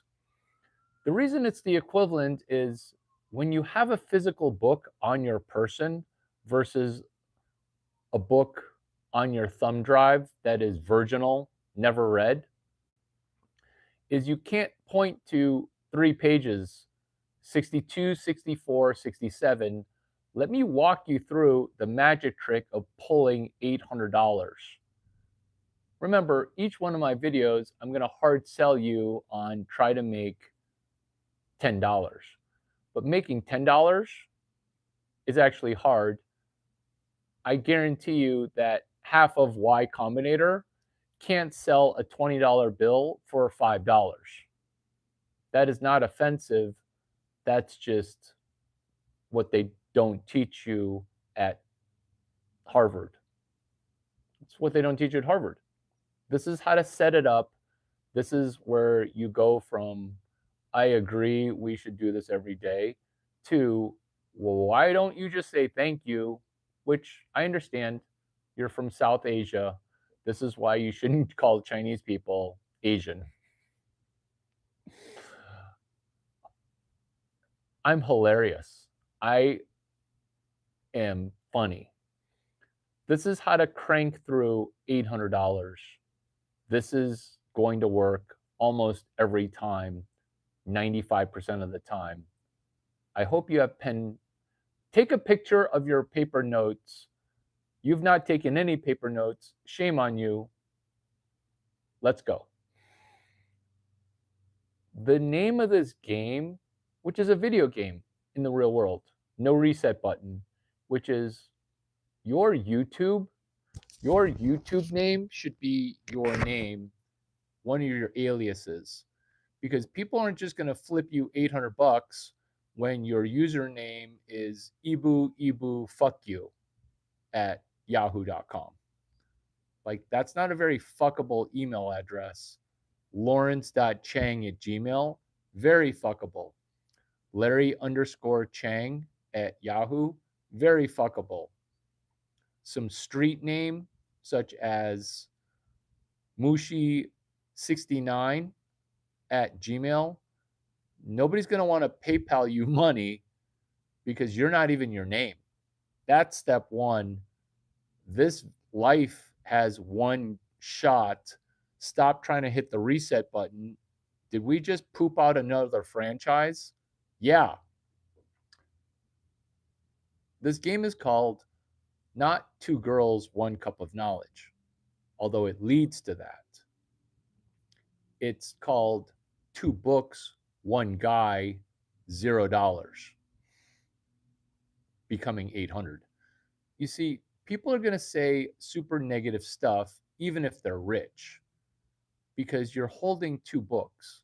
This is also how to sell one Bible to Lucifer for $800. You get two Bibles and you say, this Bible is mine. I'm not waiting for somebody. If you've got darkness attached to you, I'm selling you a Bible for $800. And then Christian people will be like, oh, I'll buy it for $800. And you're like, no, no, no, I'm poor, but Larry told me I need to sell it for $800. And then a Christian person will be like, take my money, please. And after they say it 5 times, you'll be like, okay, but you have to say no. Kind of like me saying no to hot women, even though I'm in a relationship. I'll say yes to being friends, but you got to ask 4 or 5 times. This is why I'm batting 1,000 when it comes to blonde billionaires. Is Emily's got thoughts? Yes, Emily. What are your thoughts? Tell me your thoughts. Tell me. Which is $800, 2 books. People are going to 4 or 5 questions in ask you the poor person question. Do you see why 62, 64, and 67 are pertinent? Because you're getting a roadmap for the questions that are going to be asked. Let's start at the very beginning. We're playing a game. It's called One Person, Two Books. They're both titled Limitless. You're at a coffee shop. It's like 380, 360, 380 pages. Page 344 is chapter 19, green tea.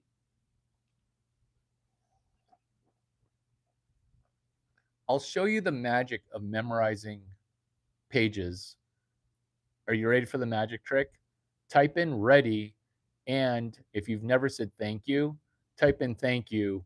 That way I'll know you're ready. Because this magic trick, it works for me 180% of the time because people say, do it again, do it again. Do me, do it again.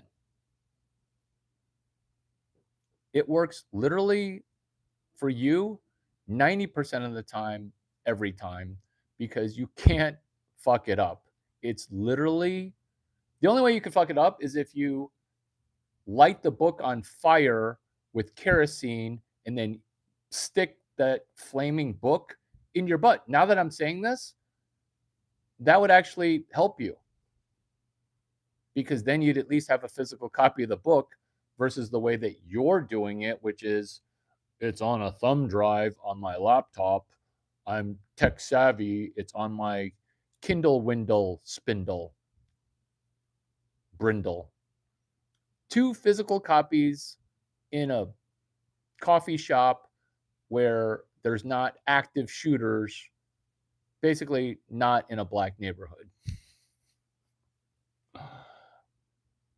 This is hilarious. Come on, this is funny. The reason this is funny is this is high ticket sales, and I should have doubled this to be Hot Girl Sales Club. This is high ticket sales. The reason we're doing high ticket sales is most people intuitively want to fuck it up, where they want to sell shit to poor people because poor people always want to sell shit to poor people. I don't get it. I mean, I was a middle class person wanting to help poor people. Poor people are hard to help. You need to get rich, and then you could do what I'm doing right now, which is I'm literally the only person on YouTube who's actually able to help poor people. Look at how much hate I get. I've helped more poor people become a single digit number of millions where Silicon Valley, read what they say, everything's true. You're just going to need to read with a critical eye for reading it. I always knew that retards were going to have a hard time reading. I had no idea that reading was going to be this retarded. This is your arbitrage. This is only temporary, which is the best of times, the worst of times. Rich people are rich as fuck, smart as fuck. Look at me. I'm writing 2 books per YouTube live. We're playing a game called One Person, One Girl, 2 Book. We're playing a game called One Person, 2 Books. People are naturally going to talk to you. They'll talk to you one person, one book, but don't do one person, one book. When I can do one person, one book, I can do one person, no book. The reason you're doing 2 books and the reason you're not doing 1 book is when you have 1 book with you, people are too intimidated to talk to you. Me, if you're reading a book, I want your panties. I know. So, you, 1 person, 2 books. You. Ron, you're not a poor person. You're FAGFF, which is fuck around and get free food, limitless. Think of this as limitless DoorDash. You're fucking welcome. You're fucking welcome. You're fucking welcome. Because that's you saying thank you. Because we started this conversation 7 lives ago, which is Larry, I'm rich. I don't care about money. And now that you're saying poor person, I'm going to give you DoorDash. This is how you're getting DoorDash. Also, limitless. Chapter 69, limitless. Fingers crossed. You're welcome, Ron. Type in hashtag CHAPTER 69 FAGFF. I'm going to have to write that down for you. How did I become your secretary? What the actual F? I am so gullible. Are you a fake person? Hashtag chapter, spelled out, CHPTER, chapter 69, FAGFF. Ron, that's your personal hashtag. 1 guy, 2 books. Nalco money spend is better. Truth be told, I never spent any money because I already made 9 figures. My parents wanted me to go get a legit job. That's how fucked up I am. I had already had made 9 figures and I wanted to set the highest starting salary. Paying myself a salary, that doesn't count. It's got to be Fortune 500 money because that's corporate approval. And Nalco looks like a palace. Look it up. It looks like a palace. It's in Naperville. And I live in Naperville, and the world headquarters are in Naperville. It's impossible to get a job in Nalco as a 30-year-old. I'm rocking highest starting salary, University of Illinois, 21 years old. You're getting the CS number wrong, but that'll come later. Thank you for participating. Thank you for your moderation. And you're fucking welcome for my fucking number, 650-283-8008. It's area code Silicon Valley, ATE, like num num num num num. 8 boob, BOOB, which is 283-8 ATE 8008. It looks like Silicon Valley eating boob. That's my phone number. Thank you. Thank you. It's the most valuable phone number. It's the most valuable phone number in Silicon Valley. Whereas everything at Stanford's boring. 650-723 wah wah wah wah. 1 person, 2 books. Oh, you changed your username from Drexel University. Welcome back.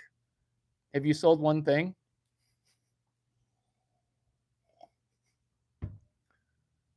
You have been in my shiitake for a long time, since I was under subscriber number 500.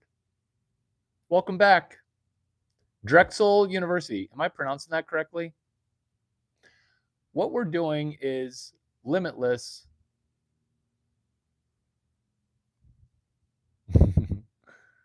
Yeah, you did sell me. You did sell me. I remember your wife with the Nalco thing. There's no way that you're a different person.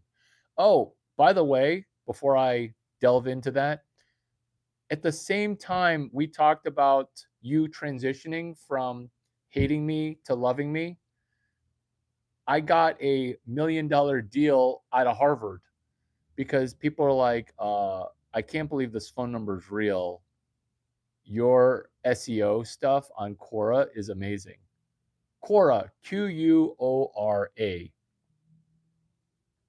Quora.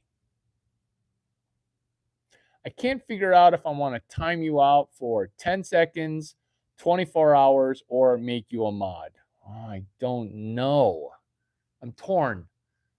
Limitless. 2 copies of Limitless, 1 person. Mushi. The reason this is a magic trick is I'm telling you what to expect as if I'm a quarterback coach and you're Tom Brady.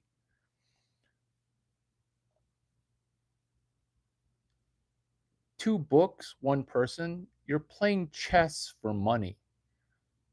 Actually, you're not even playing chess for money. You're playing checkers for money. It can only move one way. You know how, well, maybe you don't even know how to win at checkers. Basically, the person who moves first is fucked because there's going to be a little bit of a stalemate. That's what we're doing here with 2 books. Is it's not even 5-dimensional chess. It's barely even checkers.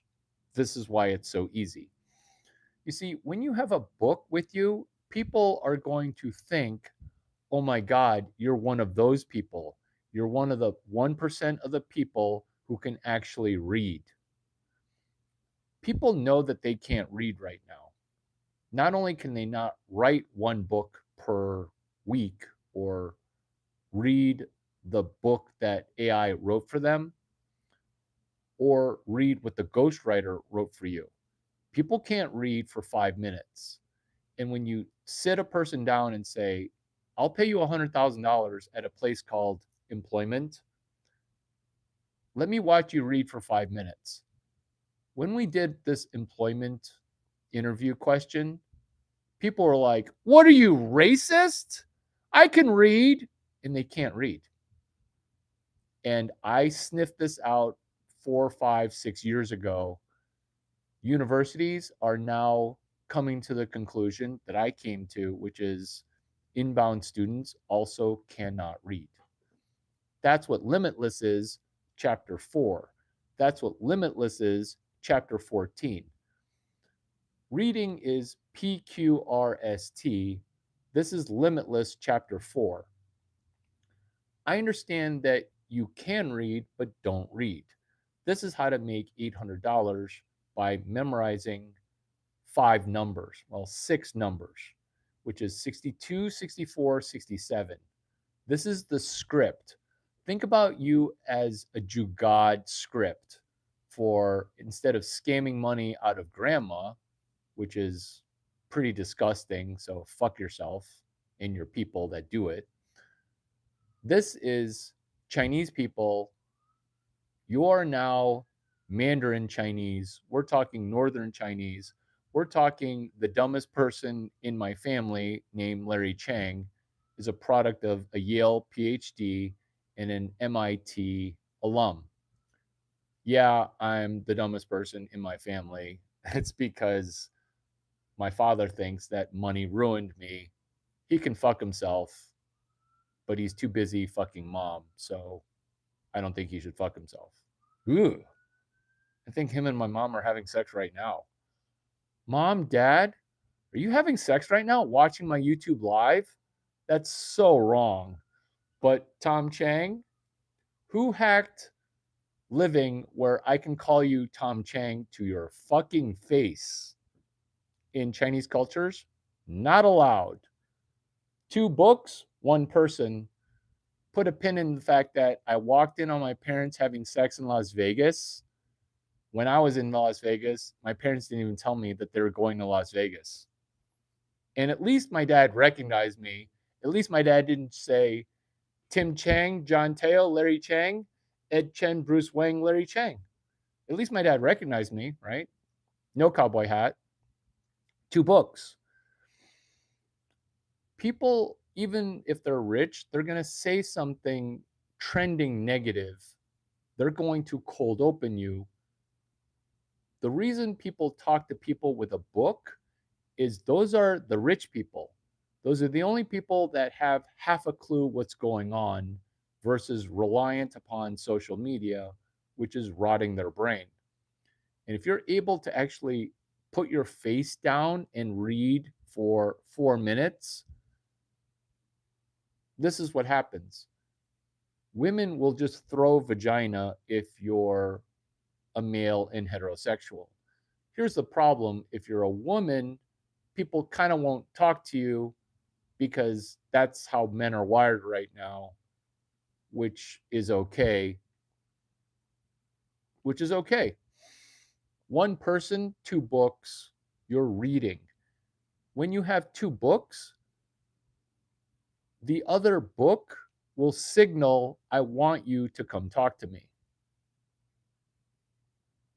You ask fork questions every time. Email me a picture of your paper notes because I kind of get the feeling that your brain's broken because you're always something new, always something new, always something new. That's how your brain's wired. 2 books, 1 you. Your question is non sequitur. This is your 35th fork. Fork me. That's your book. That's your book. 14 chapters of Fork Me. I used to have a broken brain. Larry Chang fixed my brain, and I'm going to defriend him, and I can't unsubscribe from him because I need to be notified because I just love Larry's energy. I just love his energy.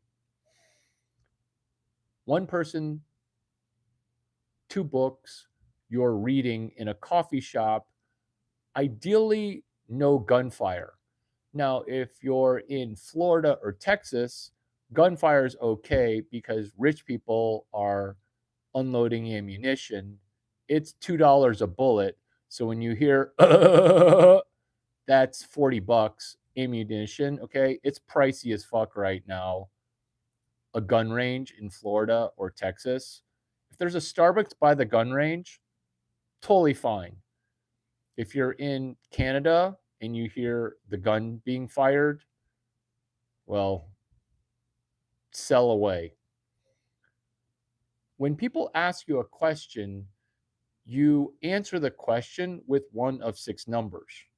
I know that took a little bit of a windy road to get to, but that's why you memorize 6 numbers. So ask me a stupid question, as dumb a question as you can concoct. We're going to role play right now. We're going to role play right now. You love forking, but that's not funny. You love like being low soch, which is self-defeating, self-deprecating. This is I've always wondered at those festivals why you would rub cow dung on yourself at Diwali. And it's because you're trying to conquer filth by being filthy. Also because maybe someone touched you that was related to you. I hear sex inside of a family is complex, which leads to Silicon Valley HR issues, human resource issues. I'm interested to see what you're going to be like when you're a millionaire in Silicon Valley. I'm curious because usually it's an HR nightmare. So we're role playing. Tell me a question that I should ask. Tell me a question that that I should be asked. Remember, I'm sitting there reading a book while holding two books. Both books are the same. What's a dumb question do you think I'd be asked? No, I don't. It's all one. No, I don't know that. Do you see how like you can't connect with what I'm saying ever? That was a test. Oh goodness.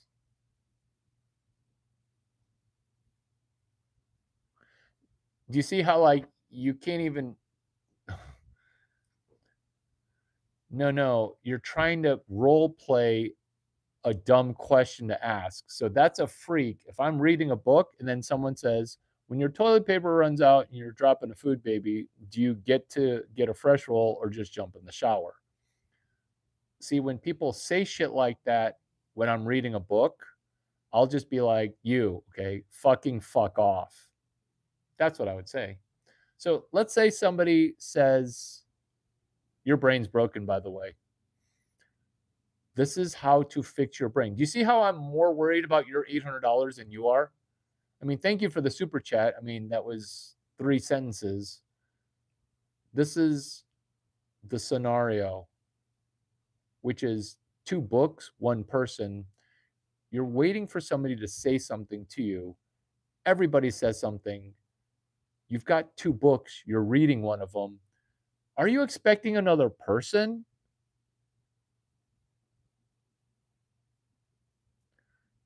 No, I'm about to get rich. I'm about to get rich. I'm not going to get pissed. This is why you can't cold open. This is why I don't convince people to go cold open. I'm talking about getting cold opened. Cold opening, cold open Yahtzee. Cold opening is where you go talk to strangers. I know that you can't cold open because you think that people who get cold opened are going to be pissed. This is why this is the most valuable video you've ever watched ever on YouTube. And when you watch other people's content, it's going to get watered down. Larry, when you get rich, Larry, when you get rich, Larry, will you keep streaming or disappear and live on an island with your hot girlfriends? The reason we don't live on an island with hot girlfriends is that's how people like me die from STDs and literally being fucked to death. Can we do this book? Because it can be 1 girl, 1 guy, 3 books. Ooh, this just got interesting. Put a pin in that. Let me walk through 1 guy, 2 books, because you and I can do 1 girl, 1 guy, 3 books in a moment. Don't you keep saying that phrase on every video? Do you see how you're challenging? Do you see how I see it? Because the name of this video is Funny Questions to Not Ask. And you check the funny questions to not ask every time you talk. That's why you're a moderator. Question. Don't you keep saying that phrase on every video? You probably should have hip pocketed that question, because my question to you, because this is the most valuable video you've ever watched, you don't believe it. I know it to be true. What are the 6 numbers? Mr. Good at Math. This is my quant challenging me. What are the 6 numbers? For everybody, the first person to get 6 numbers right gets to send me a $600 gift card, because you'll have made $800. What are the 6 numbers? Oh, I know what I say. Ooh, put a pin in that. Make the book into audiobook and we'll talk. Put a pin in audiobook, because I have a fortune cookie in my wallet. I will read for you. Hold on. No wonder I subscribe to you. Feline Gaming. What are the numbers? Do you think Street Smart or Book Smart is better? You're asking genius questions. Put a pin in all of it. Why is it one dude? Why is it one dude? And then what are the other two numbers? Those are 4. There's 6. Do you see why it's not the most valuable video? Because you're trying to push the abundance away. I said 6 numbers. Yeah, I said 6 numbers. What chapter is 62, 64, and 67 in? Those 3 numbers are in one chapter. What chapter number is it?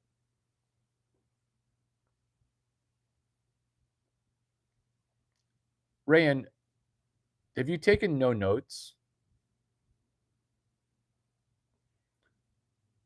How does the math even fucking work? Chapter 13, how does that math even work? That means some of the chapters are 5 pages long. The whole book's 380 pages. Rayan, have you taken no notes? Have you taken 0 paper notes? No way. No way. This is CRM. This is crowd relationship reading. This is crowd reading. No, it's not hold on, Feline Gaming. You're going the other way now. You had genius stuff. Put a pin in that. Put that in the tickle box. 62, 64, 67, chapter 4, chapter 14, Turbo Hike, and then Mushi is chapter 13. You see, chapter 14 is speed reading. That's how I do CRM. Speed reading is Tom Brady, quarterback, speed reading defenses. That's how I speed read a room. You're missing the numbers in sequence. This is why this video is so valuable, because it's the 4,500th iteration of the same video, which is why do you not PQRST? That is chapter 4. Once you understand that I have 4,500 videos with under 100 views each of PQRST, rich people put it together because it's preview, question, read, summarize, test. At the top, everybody acts the same. And to answer your question, if I get rich from my YouTube, I'm going to just be doing something super similar, which is this.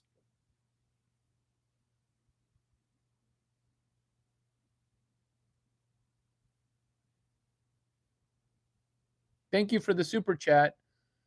This is what we're doing. One guy, 2 books. We're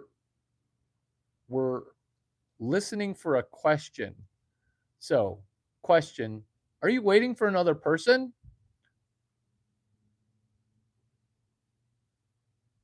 Your question, are you assuming that because I have 2 books? No, I'm actually selling this book. In fact, the way that you start that conversation, that I want to say is page 67 of this book.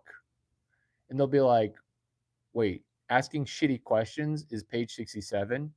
And then you're like, well, I didn't say shitty, I just said low quality. Do you see how you're taking people's energy and you're routing it into money? Because I already know what people are going to ask. You're holding a book called Limitless.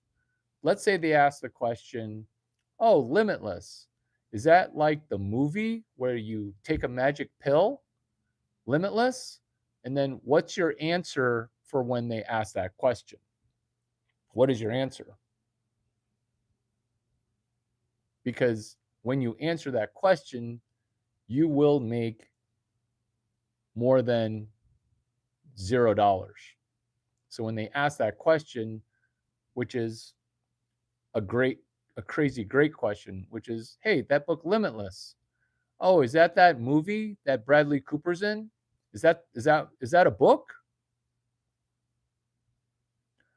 Every time you fork away from the focus. This is how nearly 99% of people's brains are wired. You're asking a bad question, even though it is an expansion on a prior.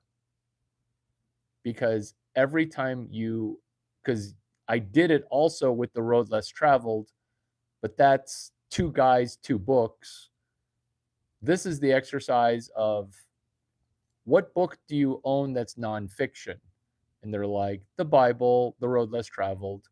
So it was a guy who studied computer science. He owned the book, Road Less Traveled. I own the book, The Road Less Traveled. And he's like, there's no way that book club at a nightclub works. That's book club at a nightclub, The Road Less Traveled. We're still on one guy, two books. It's the same book called Limitless. The Road Less Traveled is book club at a nightclub. Put a pin in that. Tickle box. Put a pin in that. Oh my God, are you Mormon? Oh my God, are you Mormon?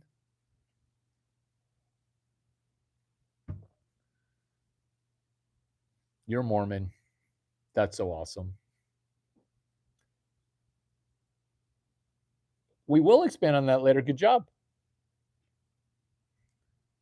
I don't know what an ecummerist is. Can you explain? Did you just make that up? Did you say cum? I consent to you saying sex talk.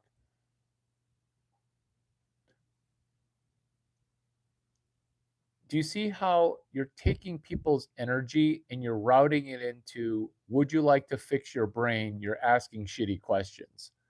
That's this video. Do you guys not see that I'm doing to you for $0 what you're doing to other people? Think of this as a sales pyramid. Think of this as a pyramid scheme. It's the highest pyramid, higher than the Egyptian period. I did not understand that African people, since history began, have never invented anything. I had no idea. Like, I had literally no idea that the pyramids were aliens. I thought it was Africans because they're always like, oh, we've never invented anything. What about the pyramids? 9 greatest wonders of the world. Don't worry. Don't worry, Africans. Okay. I'm friends with an African, well, Eskimo brother friends, and David Sachs, acquaintance, African. I will help double the value of Africa. Do you know how to read? Because I will help you spoon feed reading, where you will read these pages as if you're discovering the fountain of money. Hashtag chapter 9, FAGFF. Fuck around, get free food with the book Limitless, chapter 69. Limitless. You see, here's a problem with Limitless. It only goes chapters 1 through 19. That's why I'm writing a book on top of a book for Ron. Ron, you're welcome. Will you write out your hashtag for yourself, which is Larry, I'm poor? Because it started 5 episodes ago. Larry, I'm rich. I don't need to make money. I'm like, okay, instead of fucking around getting rich, right? Which is what this is, while being stand-up comedy, while not having a workshop. Think of this as a pyramid scheme. But this pyramid is higher than Mount Everest. It only has 0 levels. It's a 0-level pyramid scheme. You could have gotten this shit out of a fucking library. Never call Caucasian and white people racist. We're just able to go to the library better than you. And then after we go to the library, we say, fucking thank you. It's $0. This is why I don't hook up with black girls, because they come over and they just read my shit and then they steal my books. This is how I'm going to double Africa. This is my harem. I know I'm sexy as fuck. I won't be sleeping with you. Currently, I have an STD, but I will take my sexy face and talk to you I just did, which is Limitless, chapter 69, FAGFF, which is fuck around, get free food, the Ron version. Because Ron was like, no, Larry, I don't want to get rich. I'm already rich. And I'm like, okay, how about fuck around and get free food? Now Ron's in. We're using Limitless to get a DoorDash God account. Larry, what's a DoorDash God account? It's when celebrities get to eat unlimited DoorDash. This is how to eat unlimited DoorDash, which is you keep selling that same done book. It works every time. You gotta at least go somewhere with 2 physical copies. And duckies, if you don't do this inside of 7 days, you're looking at a permanent ban. I know. You're gonna have to get some new username. Trust me, it's gonna hurt me much, much more than you imagine, because guys like me with channels that have no subscribers, we need sheeple. I am not looking for sheeple, okay? I am not looking for sheeple. I am going to drag you into the millionaire circle, kicking or screaming. Once you've stood next to greatness and then gotten banned from it, it hurts. It hurts, not emotionally. It hurts because you're going to see some other remedial making that money. If you don't get 2 books, okay, go to the library. If you don't do 2 books, plus if you pop a selfie, I'll buy you 2 copies of Limitless. I think the Canadian version's $20. The US version's $12. Larry, how do you benefit? My vagina hurts and I'm a guy. Yeah, that's how positive I know it'll work, which is you sell for $800 and then hopefully you'll pay me back. Feel free to fuck me on the 2 copies. Feel free to fuck me. Feel free to fuck me out of my money. Feel free. Feel free. But Larry, how do you benefit? I'm probably going to make $3 million on this stupid video because it's so dumb. 2 girls, 1 cup. 1 girl, 1 guy, 2 books. Tickle file, I'm getting to you, Feline Gaming, which is 1 person, 2 books. Any question people ask, you route to one of the 6 numbers. This is why. They're going to say, oh my God, do it again. The reason they're going to say, oh my God, do it again is I already know that you're going to say audiobook. Let me read something out of my wallet, which is what you should put in your wallet. Thank Feline Gaming with a gift card from you to her, because she said audiobook. In your wallet on a fortune cookie. Maybe you've never eaten Chinese food, but they give you these cookies, okay? It's like a pyramid cookie. There's 2 pyramids. It's a cookie. And inside the cookie, there's a message. It's called a fortune cookie message. My jeans have a fortune cookie right by the penis area. My basketball shorts, which I'm currently not wearing, it has a fortune cookie. People didn't think I could sell out or sell a product at New York Fashion Week. I'm not joking. I took a pair of Nike basketball shorts and I stitched a fortune inside the shorts. The fortune cookie, it says this: the first person to say audiobook loses. You should probably write that on a fortune cookie and put it in your wallet. Yeah, this is why it's worth $800. We're getting to the juicy components. Well, 1 book's for me and the other book is $800. And people will be like, what? Are you serious right now? And then you'll say, this book will help you be limitless if you read this book and don't make $50,000, I'll give you back $800. Let me repeat that. I'm so confused. Is anyone else tracking? No, you're close. You're close. Because there's a selfie component to it as well. $800 is overcharging a person for a book that they could buy on Amazon. And I know in Canada, Amazon isn't quite available because Canada is a third world country. But I know that there's Amazon in India because it works in India. This is why it's $800. You want a person to chortle, which is like, what the fuck? $800? You're ready for the allergic reaction to $800, which is, oh, I'm sorry, I didn't know that you were poor. When they say, I'm not paying $800, you say, I'm sorry, I didn't know that you were poor. It is critical to talk to people honestly, because if they don't have $800 for a book, they've never, and I'm not selling you my book for $800. I'm giving you a $20 book. But you're determining who a rich person is and who a poor person is.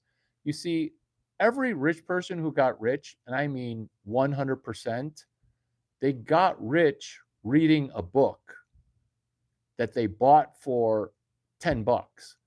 And the rich people who pretend like they didn't read a book, they're lying to you because they want to be the magical unicorn that is just a special snowflake. Me, I'm dyslexic. I can't read. I'm just naturally gifted. I'm just a unicorn. And then you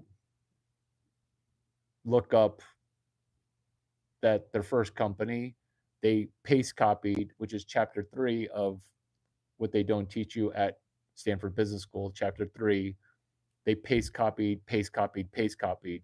Oh, I don't know how to read. And all they do is paste copy, which is the counterintuitive truth, which is if you don't have $800, thank you for telling me you're poor.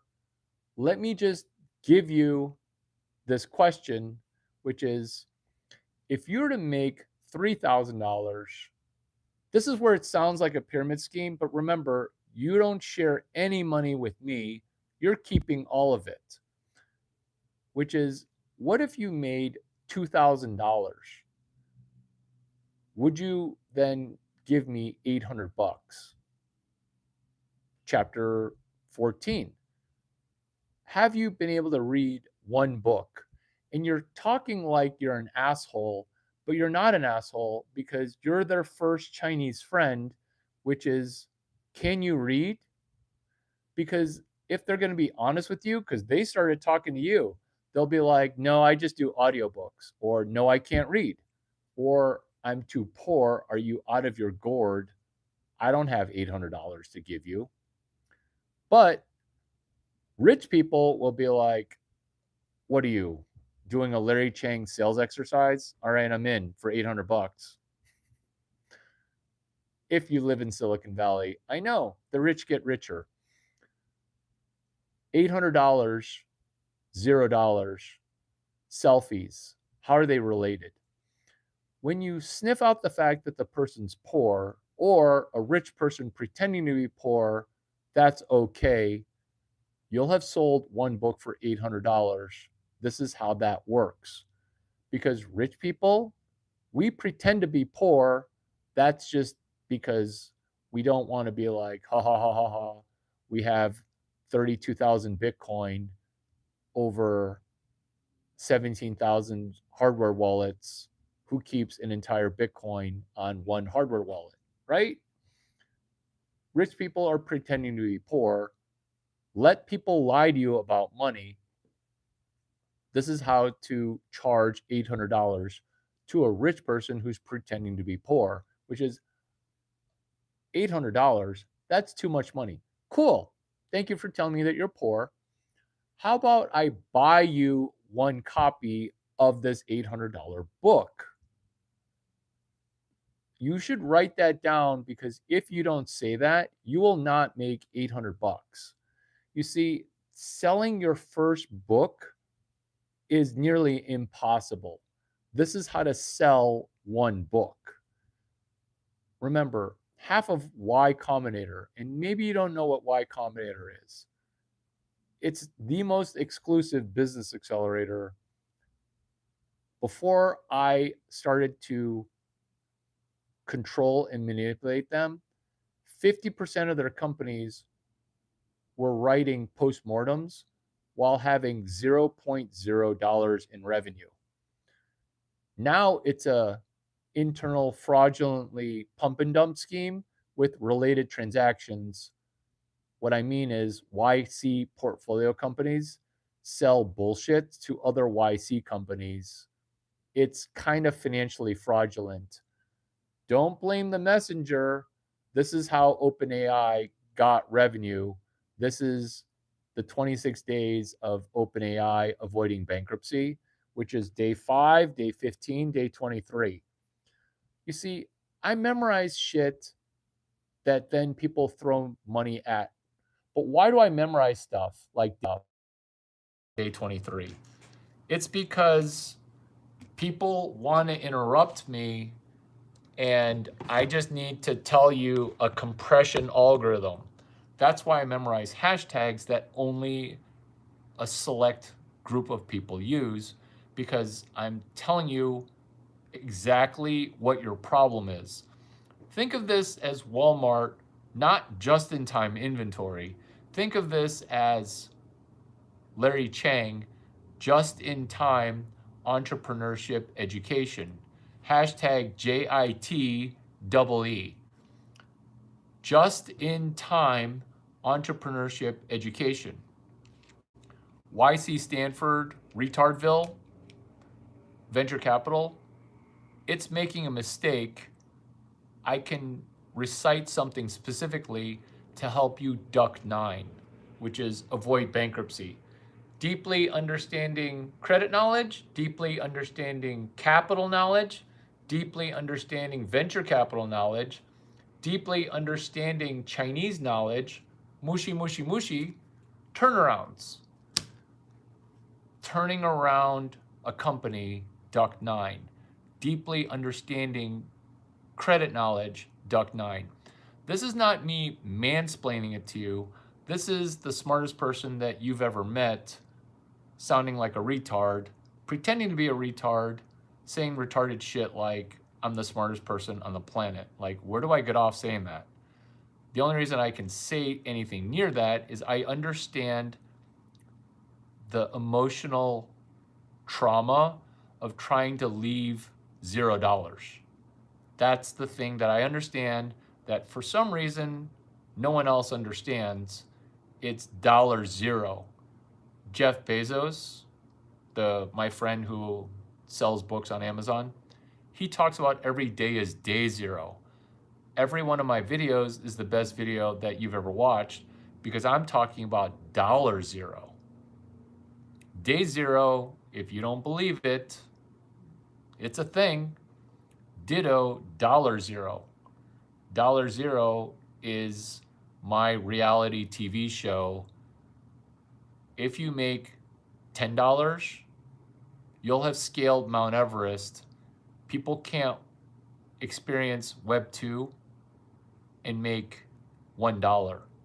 If you make $1 using the internet, you will have done the equivalent of scaling Mount Everest, because there are way more people that have climbed Mount Everest than people that have watched an internet video and made $1.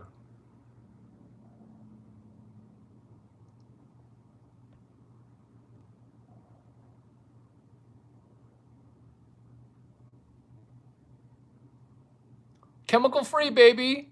Chemical free. When you say, I wish I bought AMD in 2011, you're not forking yourself in the ear hole. You're trying to get me to swear at you, because this whole 15 minutes has just been for you, because it's supposed to be funny questions to not ask, not, are you going to try for a 30th time to get a 0 to leave 0. Oh my God, that was very tight.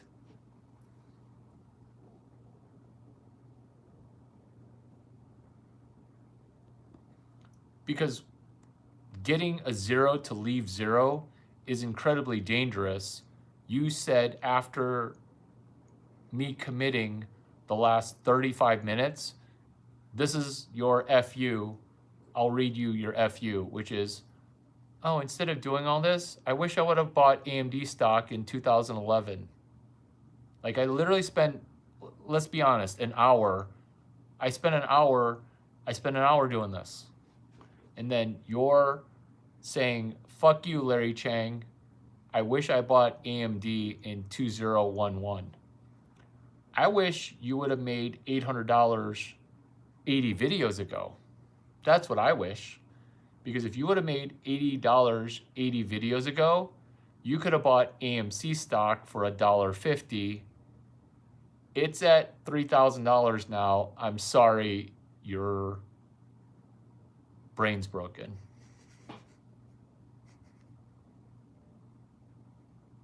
FAGFF. Ron's loving it. Ron's loving it. What's your chapter, Ron? You're going to catch a little abuse here too. Oh, the tickle box I will hit. I'm hitting the tickle box in a second. So, 1 girl, 1 Larry Chang, 3 books. Feline Game, are you still here?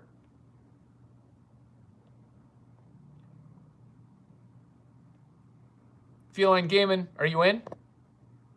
Say, hola, I'm Feline Gaming. I have Ticklebox stuff for you.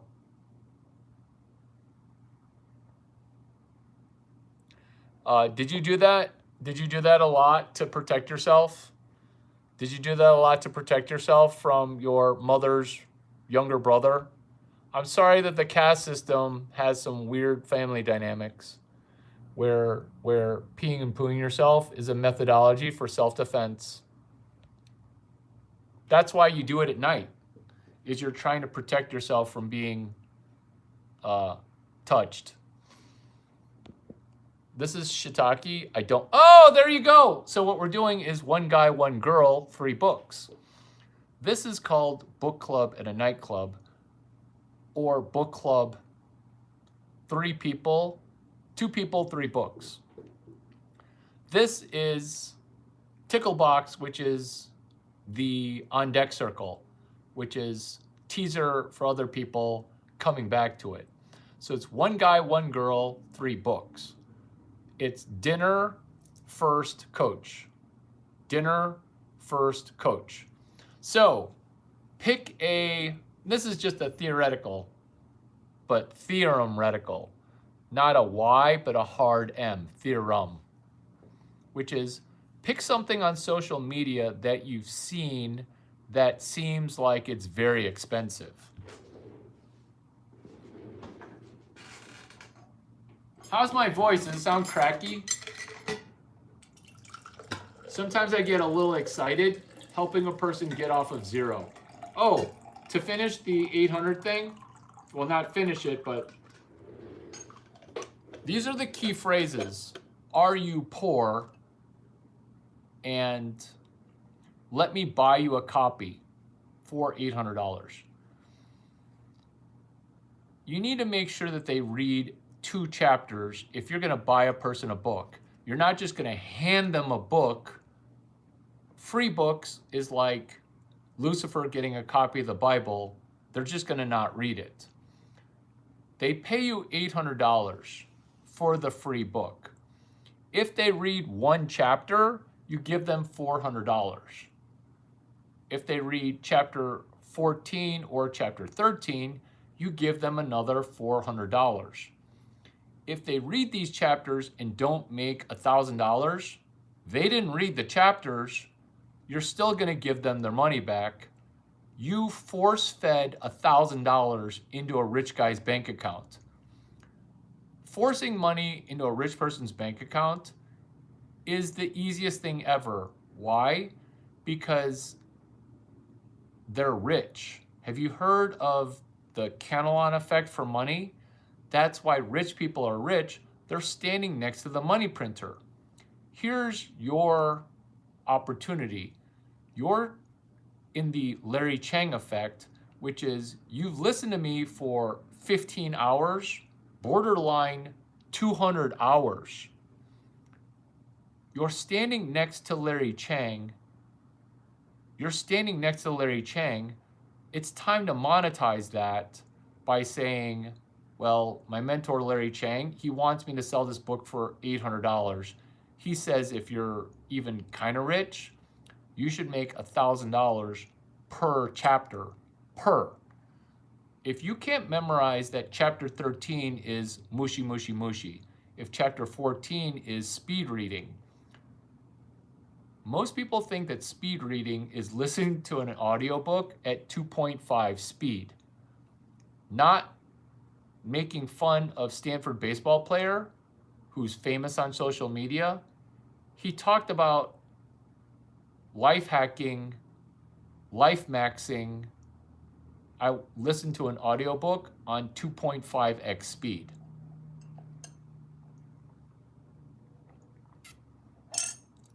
You're not broke as fuck. You're fucked up as fuck because you said, I wish I would have bought AMD 2011. And you're trying to drag me down with you. This is why people avoid people at the $0 level. This is why seemingly I'm the smartest person on the planet, because I feel like the only person in physics that understands that zero is a thing. Do you see how everything you do is zeros across the board? This is your ticket out, and it's from a library. I'm not going to ask you how many times you've been to the library, because that's 0.0. That's 0.0.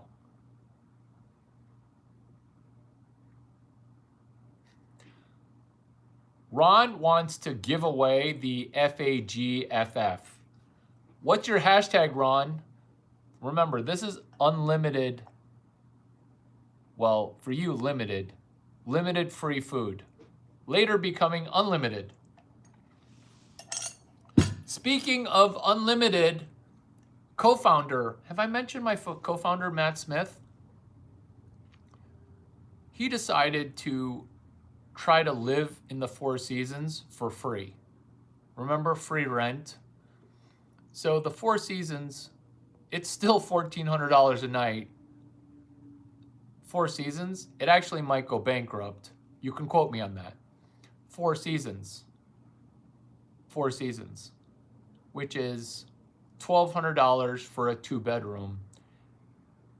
Constantly asking himself a funny question that he repeatedly asks himself, which is, how do I make $1,202 per day so that I can stay at the Four Seasons every day?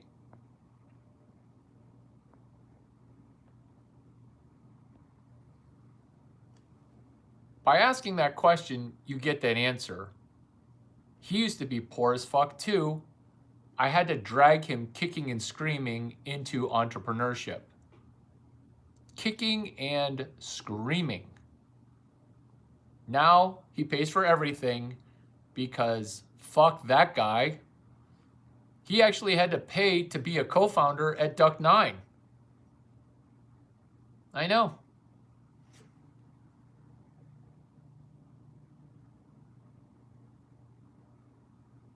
Good job.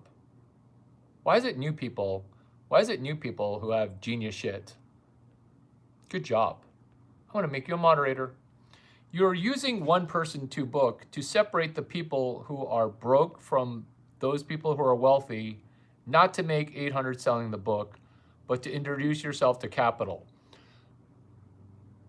That's genius, but it's not exactly right. This is the truth that is just true, which is when I read a book, this is the physics of it.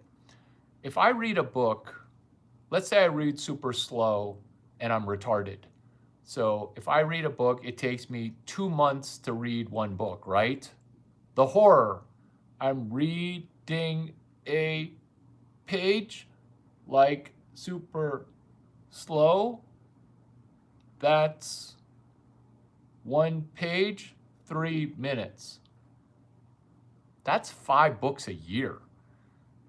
One book to write, that's a good nonfiction book, it takes people 10 years to write one book. If you want to argue with me on the math, I'm going to tell you that the math checks out. Show me a person with 2 good nonfiction books that are business books. Show me one person with 2. Show me one person with 2. Like most people one book is actually 40 years. So 10 years is, if you're 80, you have 5 good nonfiction business books. I haven't seen it. I mean, it's possible. This is the math, which is it takes you 2 months to learn 10 years. That's where all the money's coming from, which is why I pin your tweet. So you have to write, on a fortune cookie inside your wallet or your purse, the first person to say audiobook loses, because that goes right to chapter 14. What's chapter 14? What book am I monetizing? Is this my book? What book am I monetizing? Oh my God. Fuck yourself in the fucking face. What's chapter 4, chapter 13, chapter 14? Duck D's. It's Jim Quick, bro. Thank you for telling me that you've taken no paper notes in 1 hour. It's okay that you're at 0, because somebody is going to quietly watch this video and be like, oh my God, I have the exact same problem. I'm stuck at 0. Because you said Mark McCormack. Jim Quick, Kwik. Speed reading is chapter 14, Limitless. Look, Feline Gaiman has been in 3 lives. She's about to make $2 grand. You're fucking welcome, Feline Gaming. Let's go. Feline Gaming, tell me a festival or douchey thing that millionaires go to spend $60K for a weekend, like Larry Chang going to fucking Omaha, which is an armpit. So, College World Series. College World Series.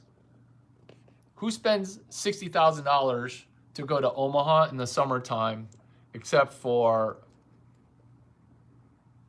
people who are college baseball fans? 3 years in a row, which is the best 8 teams of college baseball, the final 8, dare I say the Elite 8, go to Omaha. This is why the first year I spent $60,000. Guess how much I spent? That was 2021. Guess how much I spent in 2022? Peach Fest? Is that Atlanta? Burning Man? Pick one. Is Peach Fest in Atlanta? Oh, let's do Burning Man. You're welcome. You're welcome. We're doing Burning Man.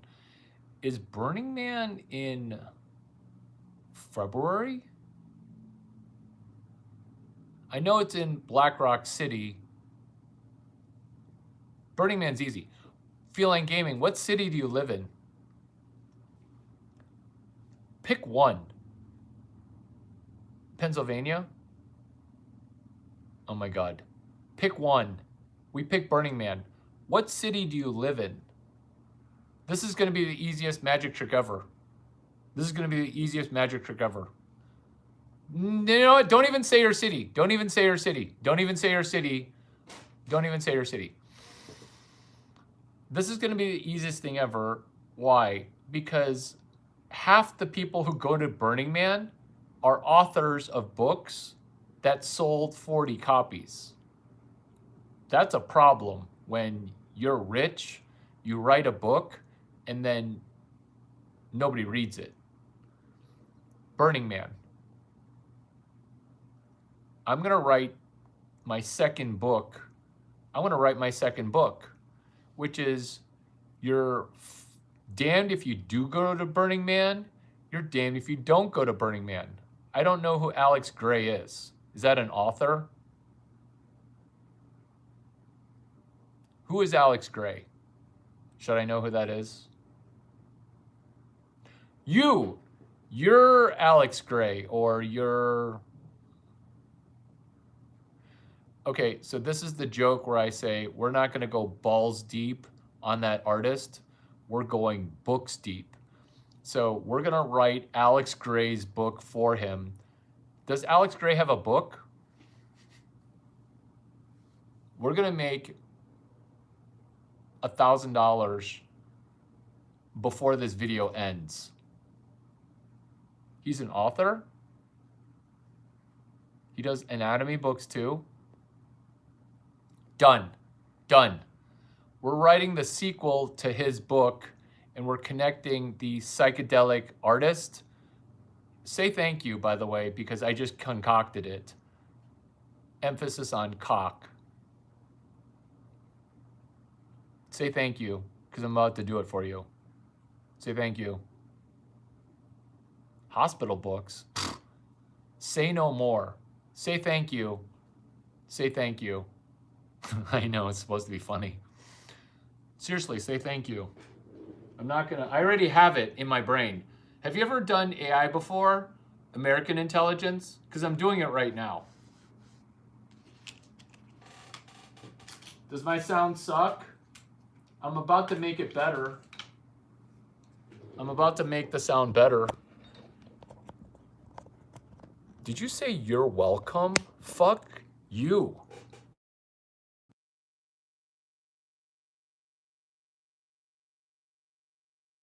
Welcome. This isn't my money, jerk. This is your money. Am I coming through intimately into your ear hole? Seriously, say thank you, or else I'm going to forget. I can't forget. I'm going to wait for you to say thank you. You're tuning in to me financially engineering AI, American Intelligence. I'm waiting for you to say thank you. Not going to continue until you say thank you. You better hope I don't forget. I'm very scatterbrained. I'm very ADD. Very ADD. Are you guys excited for this? Are you guys excited? The energy of money is palpable. I grant you the ability to keep 100% of the money.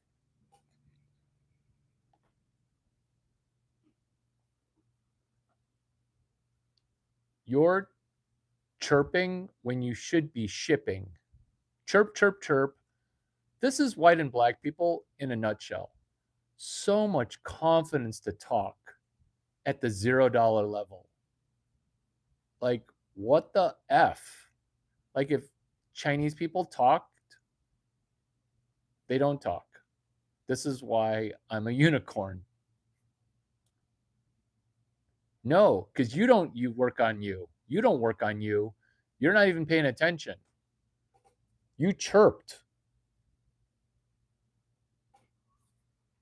We are still doing the same thing, which is Burning Man. Feline Gaiman refuses to say thank you. She's saying you're welcome. And she's all grammar discombobulated. You better not be doing what I think you're doing right now.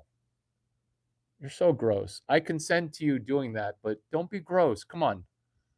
Let's do that gross stuff later. Let's do something productive now. You're so gross. I'll let you come to my public yoga class that helps people fall asleep. It's geared towards heterosexual females.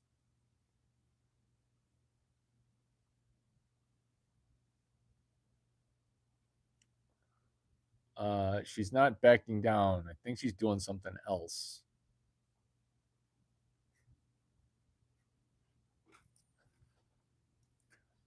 For a $3,000 gift card, tell me what I was going to do in DJing, because remember, we're going books deep on Alex Gray.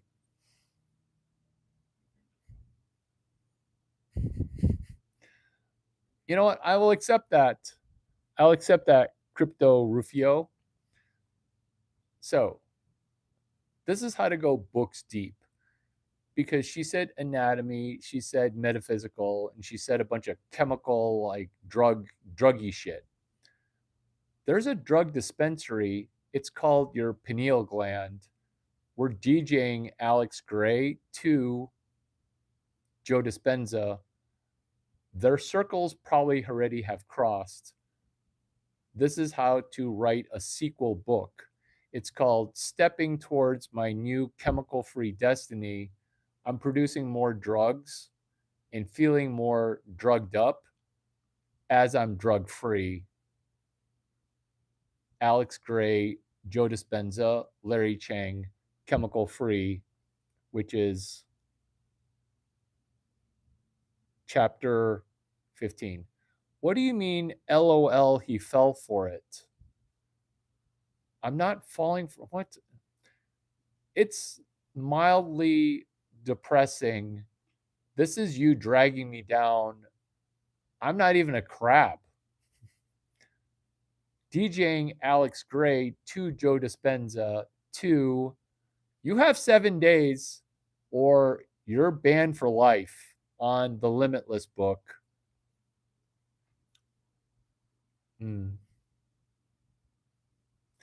Are you going to email me? Wait, you did email me.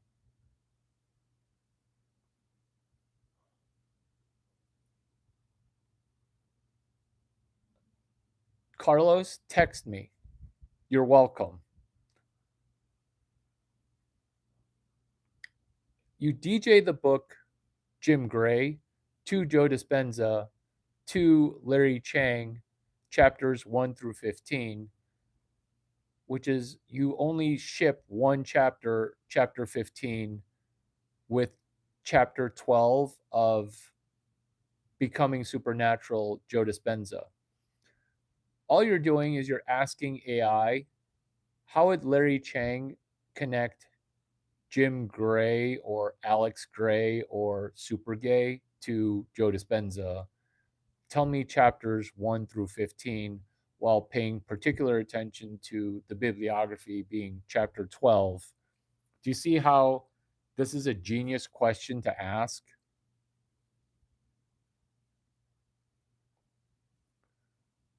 You saying that Limitless appears to be a bad read, you won't crank out your chapter, which is chapter 69, FAGFF. Duck D's.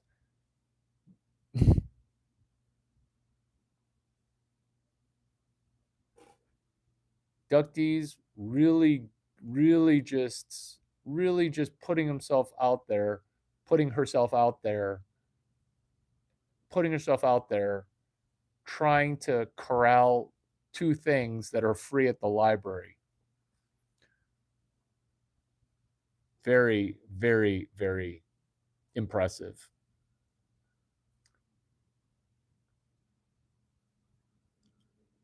That's not funny. Come into the abyss, Larry.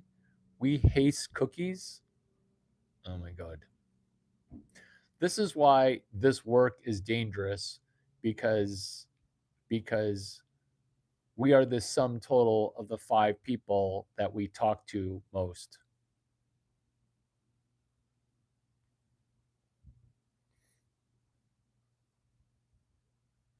It feels like this session was pretty good. Oh, look, you're back. Say thank you. Say thank you, and we'll continue. Say thank you, and we will continue. You said Burning Man. You said Burning Man. Say thank you, and we'll continue.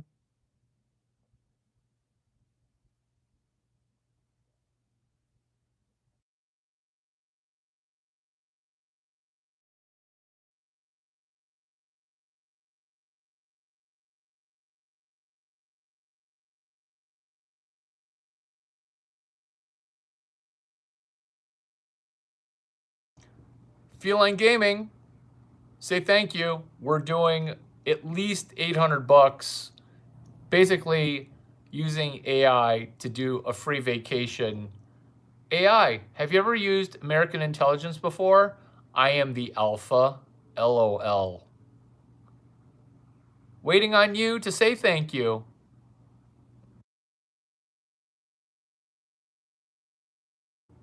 While we're waiting for you to say thank you, do you see why my budget last year for interacting with females was $0.0? Because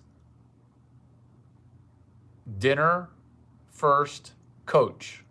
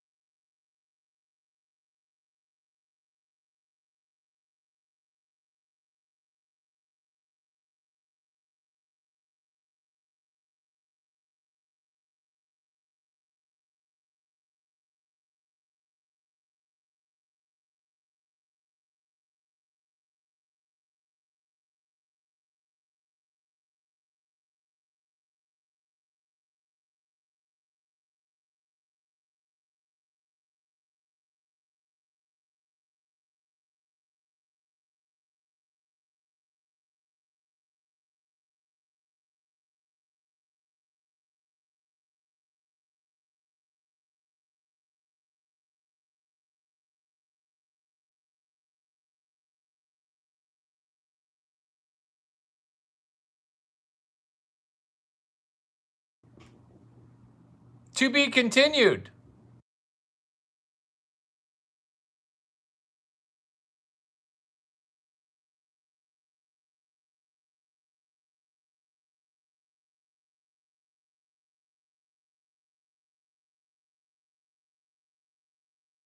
Waiting on that thank you with anticipation.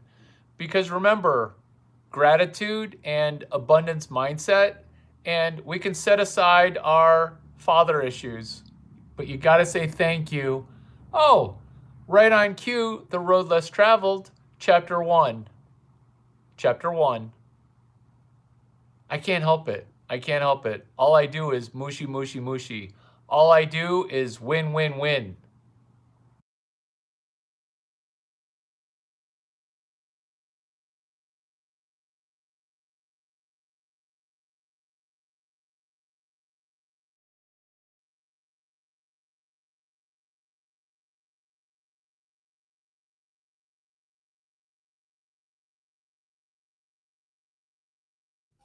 Still waiting on that thank you.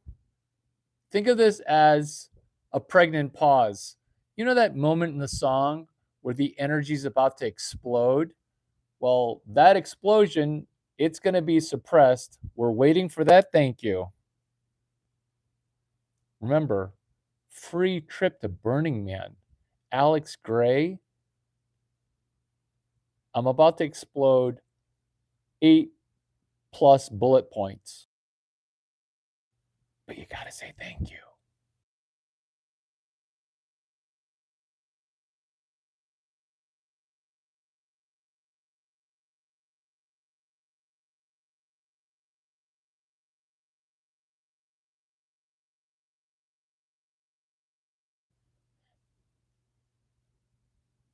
everybody caves. And I use the word cave very specifically. Everybody caves.